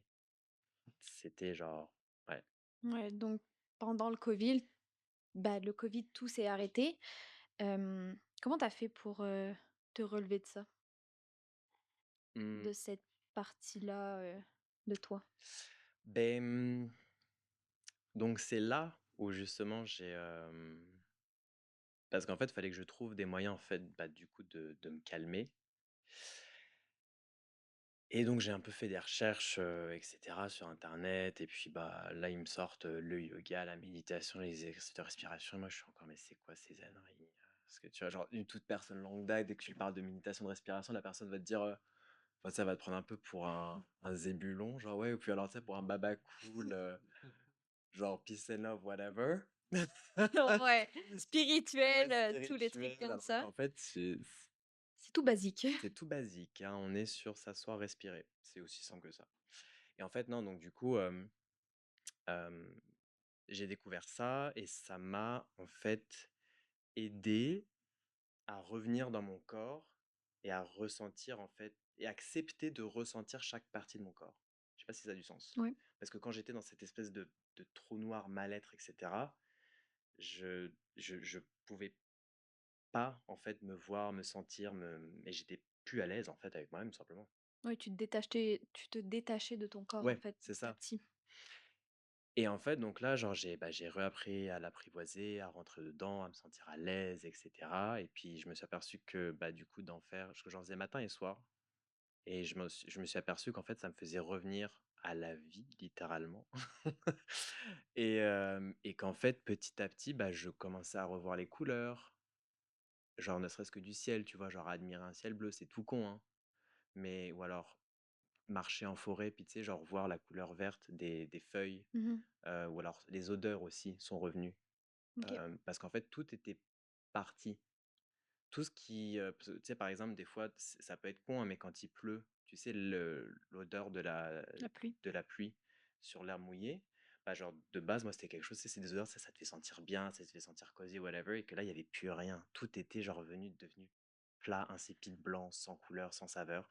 Et donc, en fait, j'ai réappris, mais littéralement une par une, à retrouver toutes ces sensations et ces espèces d'émotions, en fait, tout simplement, en fait, à me redevenir humain. Je c'est incroyable, je pense qu'il y a même pas des gens dans leur vie qui arrivent à vivre ce que tu as vécu. Enfin, à retrouver les couleurs et les odeurs et tout ça, carrément. Comme, je pense que les gens de nos jours ne me prennent même plus le temps, c'est d'aller marcher dehors, puis Mmh. juste d'aller sentir ou d'aller voir et tout ça. Donc, t'as fait comme une transformation, puis c'est assez incroyable. Euh, Mmh. c'est à ce moment-là aussi que tu te formes pour ton DEGEPS, Ouais, ton c'est ça. DGEP, et tu deviens chorégraphe. C'est ça. Euh, Ma question va être pourquoi à ce moment-là précis? Pourquoi, pourquoi tu as eu ce besoin-là? Beh, parce qu'en fait, justement, cette transition que j'ai vécue m'a fait réaliser que peut-être que les spectacles de patinage, en fait, c'était plus vraiment ce que j'aimais faire et ce qui me motivait. Donc déjà ça, d'accepter ça, ça a été aussi une autre paire de manches. Et puis, bah, en fait, tu sais, à ce moment-là, ce que je connais de mieux, bah, c'est le patinage. Enfin, tu sais, genre j'arrête, j'ai que mon bac. Tu sais, j'ai pas fait de, enfin, j'ai entrepris des études, mais que j'ai arrêté parce que ça me saoulait, Comme tout le monde. hein. Bah, Puis tout le monde. forcément, non mais genre, puis quand tu commences les spectacles, que tu une carrière sportive, à un moment, T'es t'as- vite arrêté de. c'est que tu es tellement stimulé que genre, il faut une rigueur de malade pour y arriver. Franchement, moi, je respecte, hein, il y en a qui le font, et je suis là, genre, franchement, chapeau bas. Enfin, je suis comme, respect, quoi. Euh, Et donc voilà, donc tout ce que je connaissais, c'était le patinage. Et puis après, bah, j'aimais quand même bien. J'ai eu quelques petites expériences de coach comme ça. Et bah, ça me plaisait, tu vois. Puis je me suis dit, bon, bah, c'est quelque chose qui va au moins me stimuler, ça va me faire gagner de l'argent. Puis ça va me permettre aussi tu sais, de me réengrainer aussi dans une vie active. Parce qu'en fait, c'est ça le truc, c'est qu'après, il faut revenir dans une vie active. Parce que là, en fait, t'imagines que genre confinement, genre je suis à l'arrêt, il n'y a plus rien, il n'y a plus d'argent qui rentre, je travaille pas, j'ai jamais. Parce que les spectacles, pour moi, j'ai jamais travaillé. Ouais, c'est fun, c'est par passion. C'est par passion, genre j'ai jamais travaillé. J'ai travaillé, mais j'ai jamais Ouais, travaillé. C'est ce ouais. que je veux dire. Et donc du coup, j'ai dû apprendre à travailler parce que bah forcément là, il y avait des études à faire, tu sais, on avait 2 mémoires à rendre, donc c'est quand même c'était quand même une année qui était très intense. Et puis tu sais, on peut se dire: «Ah bah, de toute façon, passer son diplôme d'entraîneur, c'est quoi? C'est apprendre à entraîner». Non, c'est genre derrière, il y avait toute une partie théorique, enfin, comme je te dis, la conception de mémoire, j'avais jamais fait de mémoire de ma vie. J'étais là Oui. genre: «Comment fait-on?» De quoi? Enfin bref. Et puis au final, donc ça m'a stimulé, j'ai beaucoup aimé, et cetera. Mais effectivement, bah, il y avait toujours ce côté artistique qui me manquait. Et puis, bah, en fait, petit à petit, j'ai commencé avec un élève, je parle pour la chorégraphie, puis on s'est aperçu que, bah, genre, ça plaisait, le travail que j'ai fait était intéressant. Et donc, du coup, je me suis spécialisé après en chorégraphie. OK. Donc, j'ai fait 2 ans en tant qu'entraîneur, comme basique. Je touchais déjà un peu à la choré, puis après vraiment ça, je me suis dit: «Non, c'est vraiment la choré qui me botte». Hem Et donc j'ai commencé, bah, du coup, à travailler avec, des patineurs au niveau national, après des patineurs au niveau international. Et puis après, hem, je me suis associé du coup avec, Minu Production, qui est une compagnie événementielle et qui fait aussi des spectacles d'hiver de patinage, en France, donc pendant la période de novembre, décembre, janvier. Et puis, bah, et j'ai commencé à fait à travailler pour eux et puis à faire du coup, à chorégraphier les spectacles. Donc ça, c'était vraiment une tâche, pour moi à l'époque qui était titanesque parce que, bah, il fallait monter le spectacle, tu avais toute la partie conception, toute la partie montage musique et cetera. Et puis au final, bah, je me suis aperçu que c'était quelque chose que j'adorais faire.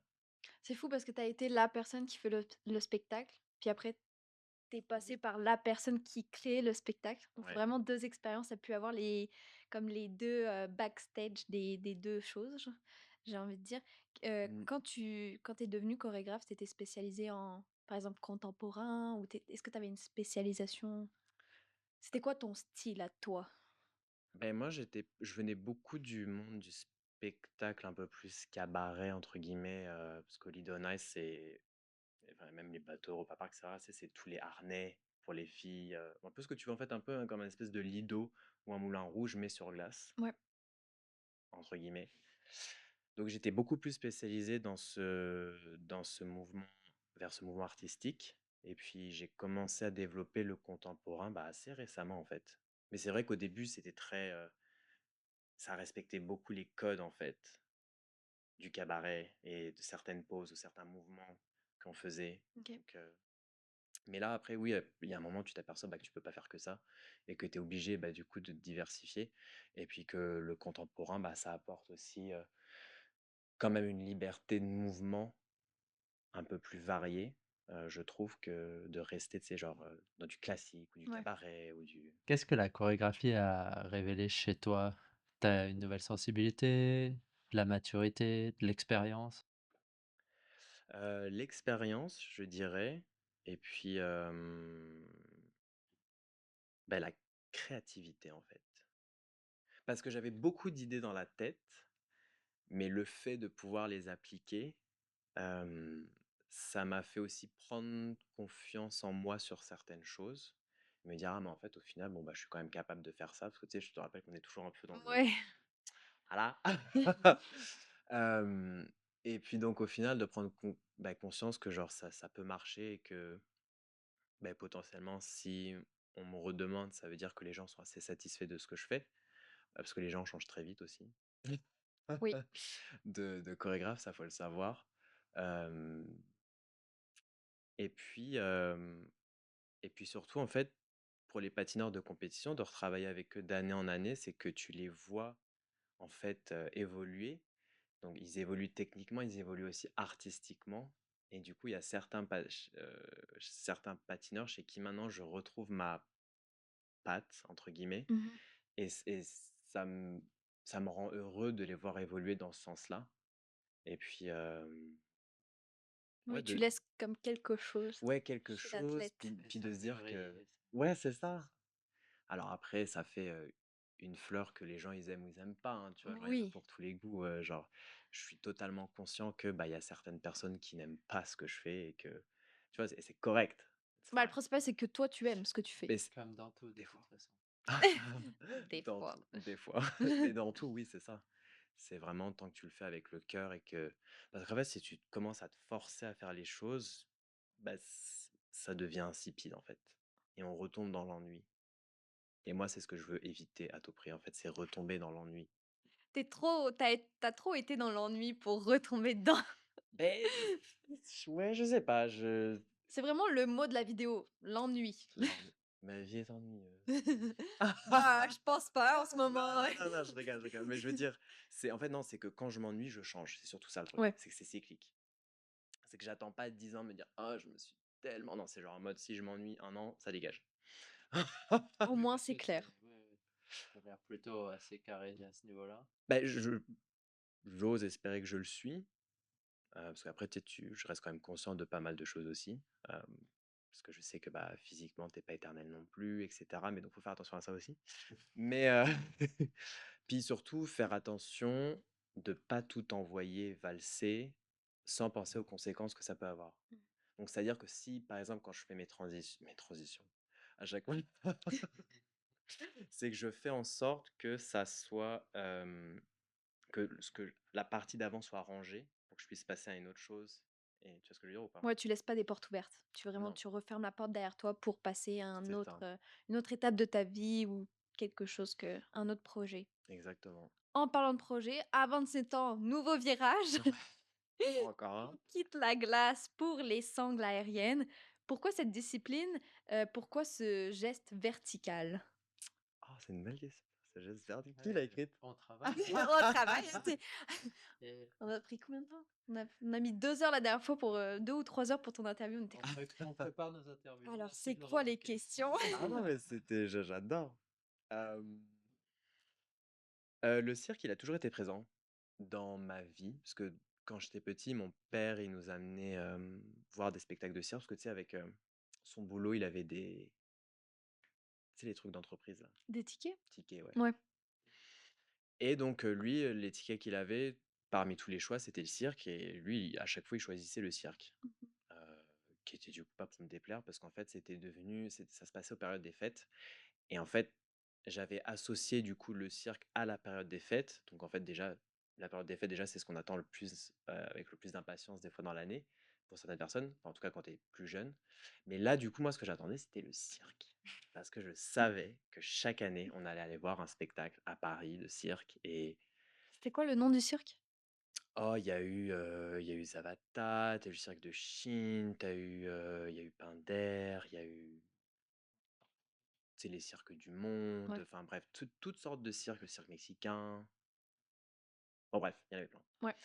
Euh, et en fait, à chaque fois que j'y allais, bah, c'était vraiment comme j'étais transporté dans un espèce d'univers. Parce que tu sais, t'avais l'odeur, mais c'est con, hein, mais t'avais l'odeur du popcorn, t'avais tous les petits gamins, bah, moi compris, avec nos jeux, avec nos jouets, tu sais, qui font de la lumière. Euh, Puis le cirque, en fait, c'est la mise en scène d'un spectacle de cirque, c'est toujours hyper familial. Enfin, vraiment, tu sais, ils incluent vraiment l'audience dans le spectacle et les artistes de cirque, ils interagissent beaucoup avec l'audience et je pense que c'est ça aussi que j'aimais. Puis tu sais, je me rappelle de la chaleur aussi de la salle, du son, puis juste en fait, tu vois des gens faire des trucs comme ça devant toi, genre être dans les airs à faire des acrobaties, puis comme ça, tu fais, waouh. Donc en fait, ça avait germé, tu vois, ça avait mis une petite graine dans ma tête. Euh, et donc, comme je reviens sur ce que je disais tout à l'heure, quand je disais qu'on avait des spécial acts du coup qui participaient à nos spectacles, donc en fait, donc des artistes de cirque Mhm. qui faisaient de l'aérien, du handstand, du main-main, enfin bref. Donc, en fait, ça a toujours été là, d'une manière ou d'une autre. Et je me rappelle, c'était bah, du coup à Europa Park, j'avais été voir un de leurs spectacles, un dinner show qu'ils faisaient. Et il y avait donc un mec qui faisait bah, du coup des sangles aériennes, mais à l'époque je ne savais pas comment ça s'appelait. Euh, mais en fait son numéro m'avait marqué, cet agrès m'avait marqué. Et puis je pareil, c'était resté là. Et puis en fait, donc je voulais me rechallenger. Je m'étais dit, bah, en fait, genre les spectacles de patinage en eux-mêmes, pour le moment ça me saoule. Entraîner, c'est fun, mais voilà, faire de la Corée, je sais pas si c'est ce qui me comble le plus. Donc je m'étais dit, bah écoute, pourquoi ne pas mélanger cirque et patin et essayer de faire un numéro qui mélange les deux, en fait, tout simplement. Donc je me suis renseigné, et cetera, de comment est-ce que je pouvais apprendre la discipline et tout. Puis en fait, on m'a dit que c'était à Montréal, qui est la capitale mondiale du cirque, que c'était le meilleur endroit en fait pour apprendre. Donc du coup, j'ai fait mes valises et puis je suis parti et je suis arrivé un 14 janvier 2023 à Montréal. Donc le Uber m'a déposé devant l'appartement où je restais. Il y avait de la neige, 1 mètre de neige. J'ai sorti mes valises, je me suis posé dehors, puis ça neigeait, puis j'étais là, j'en dis, mais qu'est-ce que je suis en train de faire? Ouais, justement, Pourquoi? du coup, tu pars à Montréal Ouais, et tu pars loin et seul loin et pour seul, quelque chose de complètement nouveau, une nouvelle fois. c'est ça, Et comment tu as vécu, du coup, ce déracinement? vraiment bien. Tu comprenais le québécois? Ah non. Ouais, moi non plus. Je leur parlais anglais parce que je comprenais pas ce qu'ils me disaient en Des fois, québécois. ça peut être assez intense. Bon, après, c'est au fil du temps, on s'habitue. Oui, Surtout oui, quand tu oui, oui, apprends oui. les expressions. Mais au début, c'est vrai que tu te dis. Mais non, non, je connaissais personne. Euh, je... Mais bizarrement, ça a été naturel et c'était comme si c'était une évidence. Enfin, je sais pas, le déracinement, il avait été très facile. Et en fait, je me suis senti directement à l'aise. Ouais, Euh, donc tu t'es jamais dit, là, je suis en train de faire une erreur. bah, juste dit, quand j'ai vu toute la neige, etc. Et puis moi, j'étais avec mes deux valises, j'étais là genre. Qu'est-ce que je fais là? Non, puis après, je suis allé me balader, j'ai posé mes valises, je suis allé me balader, puis j'étais comme: «Oh my god, il y a trop de neige, j'adore et tout», bref. Ouais, Donc les Français qui voient de la neige. pour la première fois, tu vois? Ouais, Genre que nous, en France, on a genre ça de neige et encore des énorme. fois. Voilà. Hem Et puis donc, bah, je commence les cours avec William Bonnet, qui est toujours mon entraîneur à l'heure actuelle, qui lui était un entraîneur à l'École nationale de cirque de Montréal et qui donnait en fait aussi en parallèle des cours privés. Donc, moi, j'avais passé l'âge limite pour pouvoir rentrer à l'école de cirque et en plus de ça, je n'avais aucun background en cirque. Parce qu'en fait, pour être sélectionné dans cette école-là, il faut bah, déjà avoir un background en cirque et en fait, déjà avoir un niveau excellent. Tu sais, c'est comme si, bon, je sais pas comment est-ce que tu rentres à... bah, de toute façon, à IAM, tu payes, Oui. donc je peux pas le comparer à ça. Ouais, non, mais c'est comme si, oui, tu voulais aller au championnat du monde, puis ça fait 3 ans que tu patines, Voilà, quoi. c'est ça. Donc en gros, c'est vraiment une base, tu vois. Ouais, ouais. Donc moi, j'avais rien de tout ça, à part du patinage, mais du coup, ça n'a rien à voir. Hem et donc en fait, bah, mes premiers cours de sangle se sont faits, voilà, donc en plein hiver. C'était un enfer pas possible, parce que ça fait des douleurs, genre des douleurs au corps comme que j'avais jamais ressenties avant. Parce qu'en fait, je sais pas si vous avez déjà eu le poids de votre corps, tout le poids de ton corps dans les airs. Non? Je pense pas que c'est quelque chose qu'on a souvent, mais en tout cas, c'est une sensation très intéressante et c'est les premières fois, tu te dis: «Mais je suis d'une lourdeur, comment est-ce qu'ils font pour faire tous ces trucs à un bras?» Genre, tu sais, je vais m'arracher l'épaule et tout, il y a pas moyen, quoi. Donc en fait, non, les premières semaines sont horribles, j'ai envie de vomir à la fin de chaque cours parce que, bah, il y a tellement, tu sais, de pression dans le corps avec tout le sang qui monte et puis, j'avais à cette époque-là pas encore forcément la bonne, routine alimentaire, la bonne routine d'échauffement parce que c'est un échauffement aussi qui est différent et très spécifique comparé, par exemple, au patinage. En fait, c'est là, je suis en train de découvrir tout un monde. Je suis en train de découvrir aussi des nouvelles blessures, des nouvelles douleurs. Vraiment, genre, je découvre Mmh.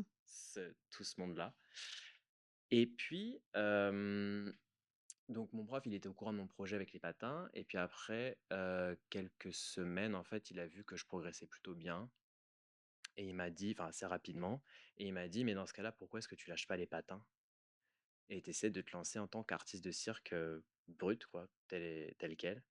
Et moi, je le regarde et bah, je suis effrayé parce que d'un côté, tu sais, c'est très alléchant, mais de l'autre côté, je me dis, putain, ça fait encore me dériver d'autres choses, tu vois, Ouais. de ce pourquoi j'étais venu à la base. Puis je disais, alors attends, je dis ça à mes parents. Heu, Franchement, ils ont pris cher, hein. Donc, tu le seul enfant qui chante? non, j'ai un frère. OK.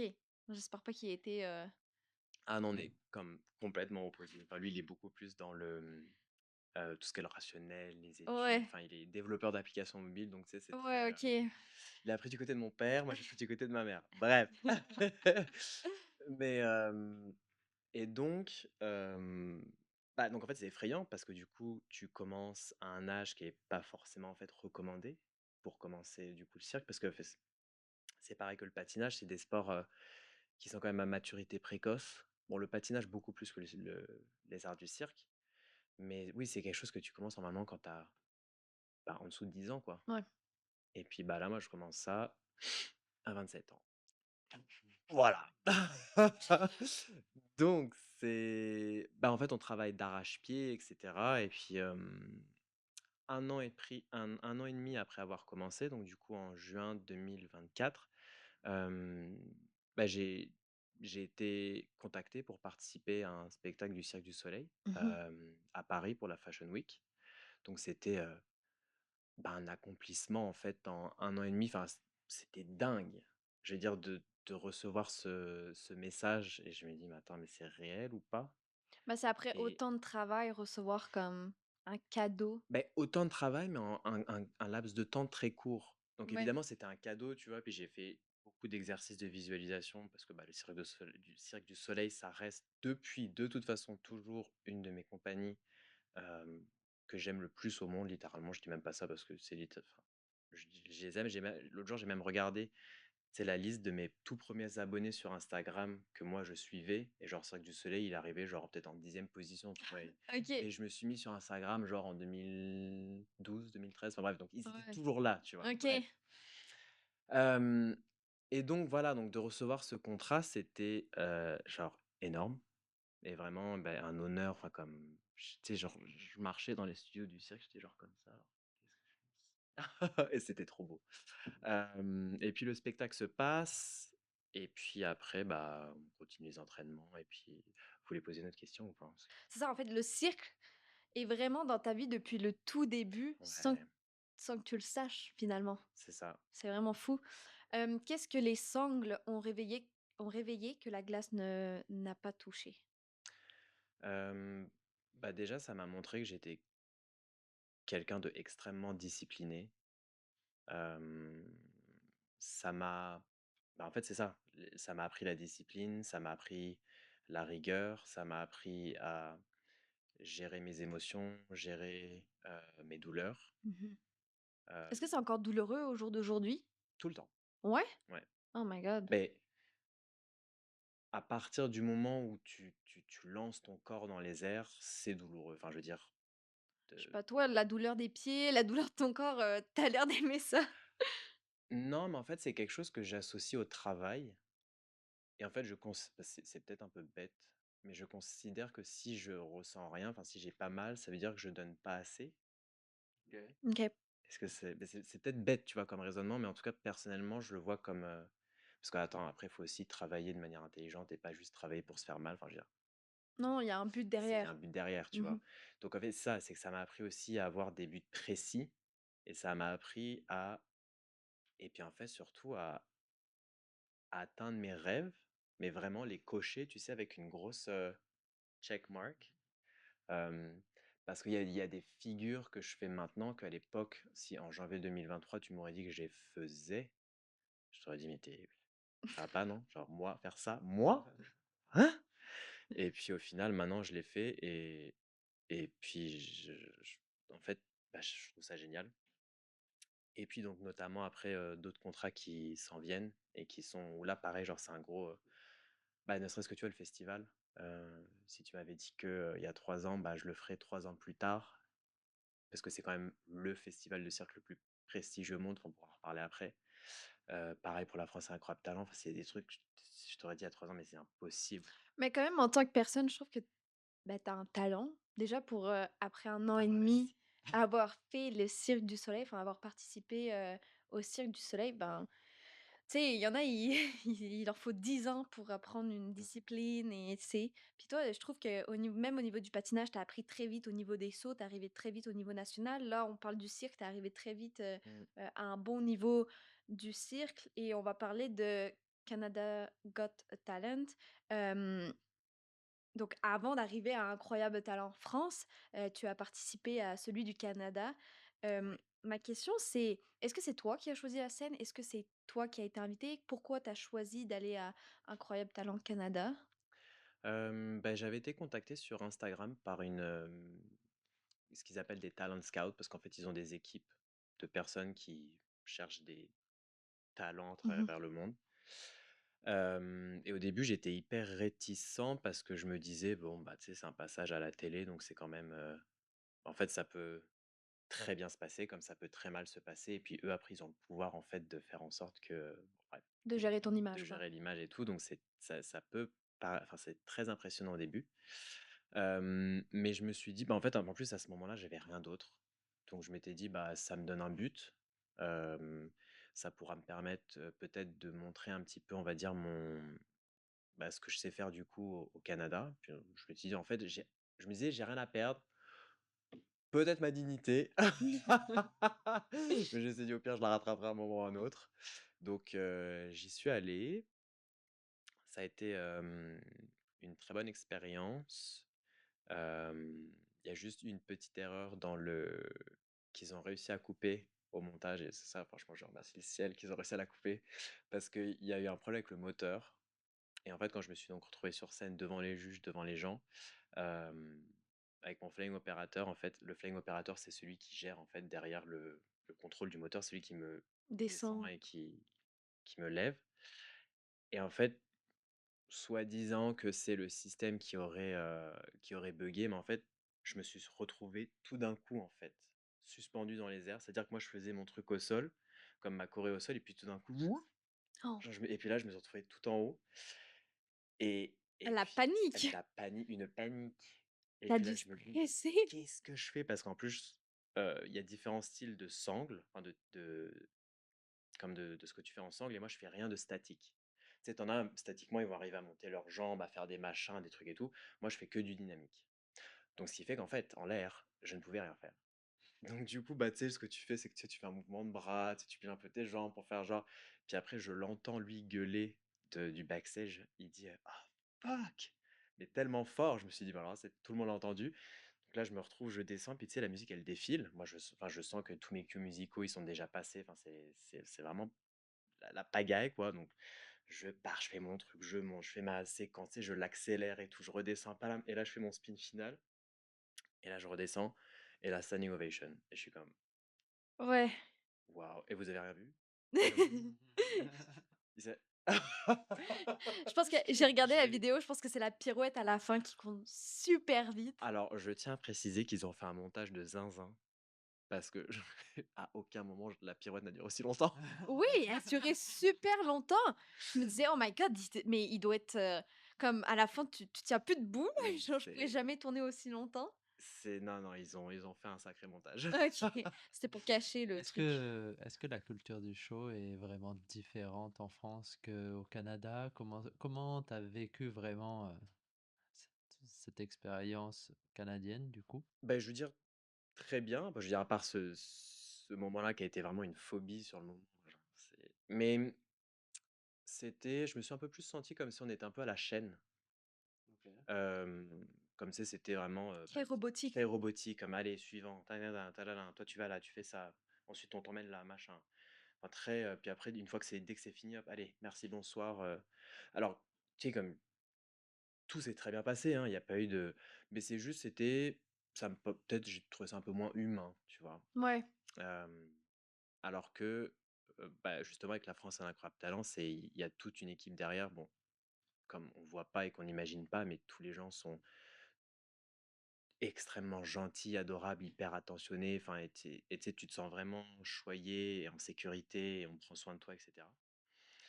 Et, et d'ailleurs, donc, la France a eu un incroyable talent. J'ai reçu cette superbe opportunité le lendemain, en fait, de l'apparition de mon épisode de Canada's Got Talent. Où là, pareil, j'ai été démarché par un talent scout de la France a incroyable talent qui me disait ah, bah, j'ai vu ton épisode sur Canada's Got Talent, est-ce que ça te dirait de participer à l'émission de la France? Et moi, pareil, à ce moment-là, bah, genre, là, j'étais tellement excité. Ouais. Est-ce que L- c'est comme un niveau au-dessus? Ben, c'est le fait que c'est la France incroyable talent, c'est en France, c'est mon pays, ça va être devant des gens que je connais, puis c'est une émission que je regarde quand même avec ma mère bah, depuis un bail, donc je connais l'émission et de me dire que je pourrais me retrouver sur cette scène, je serais là genre mais c'est un truc de dingue. Donc je dis mais oui, évidemment. Tu sais, là je réfléchis pas, là je dis oui, oui, oui. Et puis donc il a présenté mon profil après à la production, Mmh. parce que tu sais, ton profil doit être accepté par la prod. Et puis après, bah, c'était accepté, puis ça a été engendré. Et donc, incroyable talent, un golden buzzer. Et ouais, et ça, c'est arrivé. J'étais là, mais what the fuck? On le voit sérieusement dans tes yeux, tu dis: «Mais non, De ouf, mais non». En plus, j'ai les yeux vitreux, tu sais. Confirme un C'est petit clair. peu ce moment. Bah, ça a été un. Mais déjà tellement inattendu, parce qu'en fait, il faut savoir que moi, je faisais l'audition de base, je voulais juste avoir 3 oui minimum pour pouvoir passer à l'étape suivante. Tu sais, moi, j'y allais sans prétention de quoi que ce soit, j'étais là, je veux juste passer à l'étape suivante. Et puis, bah, en fait, donc je leur raconte mon histoire, etc. En plus, il y avait mes parents qui étaient dans la salle à ce moment-là avec ma famille. Eux, ils m'avaient jamais vu performer ensemble du tout. Donc, pour eux, en fait, ça devenait enfin concret ce que j'étais parti faire au Canada. Ma mère, elle m'avait pas vu sur scène depuis 2018. Donc, ça faisait genre très très longtemps. Donc, en fait, il y avait plein d'émotions. Donc, moi, je fais mon truc, etc. Et puis à la fin en fait du numéro, genre il y a toute une pression qui redescend et je me mets en fait littéralement à pleurer sur scène parce que c'est un peu une espèce de sorte d'accomplissement et puis j'avais ce stress en fait de le faire devant les juges mais aussi de le faire devant bah, mes proches qui m'avaient jamais vu et donc c'était bah je voulais vraiment pas que me foirer quoi tout simplement. Et puis donc il y a le débriefing des juges, vraiment que des beaux compliments et genre je leur en suis vraiment reconnaissant et puis donc là c'est au tour de d'Éric Antoine et Et puis, tu sais, il me dit, un très beau numéro en plus, t'es super humble. Ça t- Et puis là, genre, il se lève. Moi, je dis, bah, il se lève parce que, tu sais, il a mal au dos, il veut se découvrir les jambes, je sais pas ce qui se passe, tu vois. Et j'avais pas capté. Et en fait, là, je le vois qui marche, genre, vers le centre de la table, et je me dis, non, quand même Mais pas. non. Mais non, non. Et puis là, je le vois, et en fait, ce moment, il a été au ralenti, en fait. Tout le moment où il s'est déplacé pour aller vers le centre de la table et qu'il a appuyé sur le golden buzzer, tu sais, j'ai l'impression que c'était comme dans les films, en mode ralenti, et moi, j'étais comme... Et là, bra, il presse dessus, et puis il y a donc cette pluie De de confetti. confettis qui arrive, et puis genre... Et là, en fait, je suis en état de choc. Et puis après, lui, il monte sur scène, et en fait, c'est au moment où je lui ai fait un câlin que genre, je me suis dit, ah oui, putain, ouais, waouh, ça arrive vraiment, quoi, c'est ouf. Waouh! Et, et c'était mais totalement inattendu, totalement inattendu. Qu'est-ce Et que qu'est-ce que tu as ressenti avant d'aller sur scène devant pour faire ta performance? j'étais terrifié. J'étais terrifié. Ça, je le dis tout le temps avant de, tu sais, de rentrer sur scène. J'aime bien le verbaliser. Donc, si on me demande, ah, alors, comment tu te sens? Je suis terrifié. Je suis au bout de ma vie, genre, clairement, j'ai envie de crever. Surtout qu'en plus, tu sais, ils te font un espèce de. Enfin, celui qui met metteur d'ambiance. Je sais plus comment on appelle. Bon, bref, celui qui met Ouais, l'ambiance. Chauffeur de Chauffeur de salle. salle. Chauffeur de ouais. salle. Tu sais, il leur fait dire au suivant. Donc, en fait, quand il dit au suivant, tu sais, t'as pas le choix. C'est genre, t'y vas. Et là, j'étais comme, tu sais, je suis arrivé sur. J'étais comme, bonjour. Non, non, mais c'était terrifiant. Et voilà. C'était terrifiant. Nous, on vit la magie, mais toi, comment tu l'as vécu derrière? Comment ça se prépare vraiment? Comment... L'envers du décor. L'envers du tu voulais dire pendant l'émission, c'est ça? Ou la préparation à Oh, Montréal bah, ou... tu peux nous parler un peu de ta préparation à Montréal, oui. Bah, c'est surtout qu'est-ce que le public ne voit pas? Parce que tu sais, il y a la performance, ils voient hmm. ta performance, mais qu'est-ce qu'ils ne voient pas? C'est comment ça s'est passé par rapport à ça? Bah, déjà, tu as toutes les heures de travail, en fait, qui lead à la préparation du numéro. Euh, Bah, en fait, c'est vraiment un acharnement. Puis après, tu passes... bah, tu sais, c'est comme en patin, quand tu prépares une compétition, bah, tu rentres un peu dans une espèce de période d'affûtage, quoi, où tu runs ton truc, tu le runs, tu le runs. Euh, Tu as toute la partie où il faut choisir aussi la musique. Puis après, tu as toute la partie où il faut choisir le costume parce qu'il faut que ça respecte aussi euh, des Pour la codes télé. pour la télé, que ce soit télégénique. Puis tout doit être stratégique en fait parce que tu veux capter l'attention des gens et du jury. Là, du coup, en l'occurrence, pour les auditions, c'est vraiment le jury directement. Euh, Et puis, c'est aussi en fait très intense parce que tu n'as le droit qu'à 2 minutes de passage sur la scène. Donc, en fait, en 2 minutes, tu dois Avec ton montrer texte, bah, juste la performance. ouais, oui, la musique et tout La ça. musique, c'est 2 minutes et en fait, en 2 minutes, tu dois montrer ton talent. Et pour un aérien, c'est très dur parce que bah, tu as toute la préparation au sol, machin, puis tu fais quand même une mise en scène un peu du numéro. Donc, en fait, il fallait tout genre timer hyper précisément pour que ce soit impactant en 2 minutes. Donc ça, genre, c'est un énorme challenge. Et puis au final, bah après, tu as toute la partie où genre j'ai pris l'avion, je suis arrivé à l'aéroport. De l'aéroport, je suis allé directement essayer mon costume parce qu'en fait, c'était euh, mon amie Valentina qui me confectionnait le costume. Donc elle est à distance, et je prenais mes mesures de machin, je lui envoyais. Puis on était là, elle me fait bon, je vais faire le costume, mais j'espère que ça va aller parce que de toute façon, on va avoir que quelques heures pour l'essayer, pour réajuster si nécessaire. Donc il y a ça, puis après, tu sais, tu vas à l'hôtel, tu essaies de te reposer, puis le lendemain, bah, c'est parti, quoi. Ok. C'est... Donc, on en parle maintenant. C'est quoi de se qualifier en finale Hmm. d'Incroyable Talent? Bah, ça, c'est une consécration. Franchement, je trouve que c'est un bel aboutissement et c'est une belle façon de conclure bah, du coup 2025. Et bah, c'est un peu la cerise sur le gâteau de tous les efforts en fait que j'ai fait depuis bah, janvier 2023, depuis que j'ai commencé. Et c'est comme si en fait tout était récompensé petit à petit et qu'en fait les choses s'alignent, elles se mettent en place en fait. Et c'est un honneur de ouf parce que ça reste une finale, ça reste une émission de télé française, donc tu sais, c'est quand même, en soi, c'est assez gros. Donc je veux dire, c'est... Mais est-ce que Est-ce qu'on se sent différent? Est-ce que tu te prépares différemment pour une finale? Alors, je vois, si je ramène ça un peu au sport, bien sûr, on se prépare chaque compétition de la même façon, Mmh. mais le stress est jamais le même. Est-ce que plus c'est important, plus on est stressé? Est-ce que la finale est plus importante que les auditions? Je sais pas. En fait, là, la finale, c'est, par vote du public.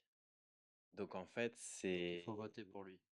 c'est ça. Donc la chose, c'est comment est-ce que ah, tu veux dire vous Oui, ceux qui nous regardent, votez pour Thomas. votez, s'il vous plaît. C'est quoi ton numéro? Alors plus 103 6 34 80. Je parlais de ton T'as numéro pas de le numéro de performance. téléphone? Non, mais bon, je veux bien avoir ton numéro aussi, ça m'intéresse. Allez, off caméra. Mais on le sait pas encore parce qu'en fait, le numéro, il va être diffusé, le soir de l'émission. OK, quand c'est la finale. C'est ça. Donc c'est-à-dire que quand Karine Le Marchand va ouvrir l'émission, elle va dire: «Voici les artistes», en gros, en finale, tac, tac, tac, Thomas Rochelet, numéro 5, envoyé 5 au, Ouais. 36-46. Ouais, Tu ouais, peux ouais. nous redonner la date? Donc la finale, ça va être le 16 décembre, En direct. en direct. Ouais, Ouais. sur M6, 21h10. Normalement, quand on poste ce podcast, on saura déjà si t'es en finale ou pas. Enfin, t'es en finale, mais si Mais tu si vous gagnes ou pas. Mais Mais du coup, comment tu as préparé, voilà, est-ce que c'est plus stressant ou pas? Oui, c'est beaucoup plus stressant parce que là, en fait, c'est un peu la dernière grande étape où c'est ta dernière occasion, en fait, de marquer les esprits et en fait, de faire en sorte que les gens ils votent pour toi ou pas. Donc, c'est une pression beaucoup plus importante et sachant qu'en plus, là, avec mon coach, on a décidé de mettre 3 séquences techniques, du coup, en 2 minutes et c'est énorme. Enfin, peut-être on se rend pas compte comme ça, ouais, mais mais c'est vraiment énorme. ça demande beaucoup. Genre physiquement, là, c'est-à-dire que là, en ce moment, je suis en train de répéter le numéro et à l'heure d'aujourd'hui, le numéro, il est dur. Ouais. Genre physiquement, je suis terminé le numéro, je suis pas bien. Donc Mais c'est ouais, mais ça se fait avec le travail, là. Avec la exactement. répétition au fur et à mesure, puis tu vas arriver là-bas, puis avec l'excitation et tout ça, ça va être comme Oui. tu vas finir avant, puis là, tu vas être comme: «Oh my god, il me restait encore de la musique». Ouais, c'est ça. Ouais, c'est comme, oui. C'est ça, en fait, qui va se Le passer. pro au sol. Ouais, c'est ça. Petit Mais port-bras. ouais. Ah, mais le port de bras, il sauve tout. Oui, Tu sais, le port de bras long avec, genre, juste tu regardes, ça sauve ouais. tout. Puis le sourire et that's it. Ça y est, tu Bah là, gagné. le thème, il sera moins basé sur on va dire la joie. Donc, ce sera un thème un peu plus euh, personnel encore. Mmh. Euh, les auditions, tu sais, c'était beaucoup plus, tu sais, je souriais, etc. La demi-finale, c'était très beaucoup plus poétique. Et là, du coup, la finale, ça va être vraiment Intime. On intime va et dans rentrer le dans le dur. dur. Et ouais, c'est ça. Ouais. En Donc là, général, c'est c'est ce très. qui touche le plus les personnes aussi. C'est ça. Puis c'est une occasion aussi un peu de raconter, tu vois. C'est genre des émotions que tu ressens et puis aussi de montrer différentes facettes de toi que je peux faire aussi bien du gentil, du sourire comme du plus sérieux, du poétique, du plus doux. Enfin, Puis c'est une partie de ton histoire que et une tu partie de mon racontes. histoire, c'est ça. Moi, j'aimerais revenir sur, ton mental et avec ta bataille interne un peu. Mhm. Tu nous as dit dans le formulaire: «Mon plus grand obstacle, c'est moi-même». Mhm. Hem, Quelles sont ces pensées, ces limites internes qui reviennent souvent? Euh, Celle qui revient souvent, c'est est-ce que tu es en train de faire le bon choix, Mmh. je dirais. Euh, Est-ce que tu es à ta place? Euh, Parce que rien n'est écrit, enfin rien n'est certain, tu sais, rien n'est écrit dans le In the Stone. Euh, Dans la pierre pour les Tu pas un livre Non, sur c'est ta ça, vie tu qui vois? ouais. Donc en fait, là, pour le moment, il y a des choses qui se passent, mais on reste quand même encore dans un espèce d'inconnu où, par exemple, tu vois, à l'heure d'aujourd'hui, j'ai pas signé de contrat, on va dire, pour 2 ans. Par exemple, tu signes pour 2 ans, tu sais que pendant 2 ans, tu vas là. Donc ça s'en vient, je sais que ça va s'en venir, tu vois? C'est le contrat qui Mais arrive. du coup, j'espère bien que le festival, à Paris, ça va aussi beaucoup changer la donne, en plus de la France Incroyable Talent. Mais bref. Donc, tu vois, il y a toujours un peu cette incertitude de dire, bon, voilà, est-ce que tu sais, as quand même les jours qui passent, etc. Donc, il faut quand même aussi faire attention après financièrement, il faut rester les pieds sur terre, etc. Donc, il y a ces limitations-là, mais en même temps, le truc, c'est qu'il y a un moment dans la vie, si tu n'essayes pas et que tu ne fais pas, bah, ça ne se passe pas. Bah ouais. Donc, en fait, il y a un moment, moi, là, ce que je fais depuis le début, je le considère comme un pari. C'est-à-dire qu'en fait, quand j'ai commencé cette aventure, il n'y avait rien qui me disait que ça allait réussir. Qu'il y avait au contraire bien plus d'éléments qui potentiellement auraient pu me freiner, mais en fait, j'ai décidé d'en faire fi parce que je pense que à partir du moment où tu restes concentré sur tes objectifs, euh, bah, en fait, il n'y a aucune raison que ça ne se passe pas, à part s'il y a une blessure ou quoi que ce soit. Euh, Parce que je ne souhaite pas. C'est du beau ou pas? Oui. Ouais, oui. On avait juste ici, mais bon. Bah, je savais pas si c'était du vrai beau ou pas. Bah, oui, c'est Ah, du vrai d'accord. bois. Bref, donc voilà, donc il y a ces incertitudes-là, et du coup, donc en fait, j'ai une partie de moi qui est en mode, si vas-y, fonce, et genre fais-toi confiance, ça va marcher. T'as l'autre partie bah, qui est, on va dire, un peu plus peut-être terre à terre ou quoi que ce soit, qui me dit, bah tu sais, genre c'est pas forcément, enfin, ça se trouve, ça peut ne pas marcher, mais le Ouais. problème c'est que si ça ne peut ne pas marcher, pour moi, c'est pas une option, Mais moi, je tu pars vois. toujours dans l'optique que si ça ne marche pas, c'est que t'as pas vraiment mis les efforts pour que ça marche. Moi, C'est ça, je suis dans l'optique que tout est possible dans la vie, mais du moment que tu mets les actions, puis que tu as la motivation de le faire. Parce que c'est sûr c'est que ça. si tu dis oui, je veux faire ça, mais que tu restes allongé dans ton lit, ou c'est quand même. Oui, On est d'accord que oui, il y a forcément des choses qui doivent te bloquer dans certaines choses que, comme oui, c'est vraiment pas possible, mais si tu les essayes pas, tu peux pas savoir si ça marche ou pas. et tu vois, ce qui me ferait, bah en fait, genre, je suis d'accord à 100% avec ce que tu dis, et ce qui me briserait en fait le cœur et ce qui me rendrait triste, ça serait de me dire que je suis pas allé au bout Mhm. de ce projet-là. Parce que je pense que c'est vraiment une aventure magnifique, et probablement, genre, à l'heure d'aujourd'hui, en tout cas, c'est l'aventure la plus belle de ma vie, aussi la plus dure, genre littéralement, que ce soit physiquement et mentalement, mais c'est vraiment la plus belle. Et je suis tellement content de vivre ce que je vis en ce moment, et que je le changerais, tu sais, pour rien au monde. Enfin, genre, donc, je sais que je vais aller jusqu'au bout du projet, puis après, on verra ce que ça La donne, quoi. suite. La suite. Thomas, tu te décris en 3 mots. Réinvention, discipline, sensibilité. Explique-nous pourquoi ces 3 mots, c'est tes piliers. Bah, réinvention, parce qu'en fait, comme on en parlait depuis le début, genre, je me réinvente. En permanence. Bah, là, en tout cas, À depuis chaque 2 ans, à chaque 2 ans. Bon, là, j'espère que c'est quand même, ça va durer. Enfin, voilà, parce t'es qu'il sur la bonne lancée. y en a marre à un moment, là. Non, donc réinvention, parce que voilà, genre, j'aime toujours en fait, me lancer des nouveaux challenges et surtout, en fait, stimuler. Euh, donc, toutes les réinventions que j'ai fait, entre guillemets. Discipline, parce que je pense que pour en être arrivé à là où j'en suis aujourd'hui, bah, c'est que je pense qu'il faut quand même une discipline un peu bah, de faire, quoi, et quand même un mental assez fort. Euh, et l'autre, c'était du coup, le dernier, je me rappelle plus. Euh, Sensibilité. Sensibilité, voilà, si. Bah, sensibilité bah, par rapport à l'art, sensibilité par rapport à ce que je ressens, par rapport à ce que j'ai envie de faire retranscrire les émotions, sensibilité à ce qui m'entoure, l'air qui m'entoure, les gens qui m'entourent, et puis, ouais, T'es, sensibilité à la vie en général, en t'es fait. très à l'affût de tout ce qui t'entoure, tu sais, Ouais. les odeurs, les couleurs et tout ça, donc ça se voit vraiment que t'es un artiste né comme ça. Ouais, bah, c'est qu'en fait, je ne vis pas sans ressentir. En fait, pour moi, je suis mort. Tu vois ce que je veux dire ou pas? C'est intense. Mais non, mais dans le sens, en fait, c'est que je suis tellement habitué à tout ressentir, justement, et en fait, dans moi, dans mon être, dans ma création, etc., que si je ressens rien, bah, c'est que c'est le néant, en fait. Tu Ouais. vois, c'est ça. Qu'est-ce que tu aimerais que les gens retiennent de ton passage ici aujourd'hui? Bah, c'est vraiment, je pense, plus axé sur quand on a envie de faire quelque chose, il faut le faire. C'est-à-dire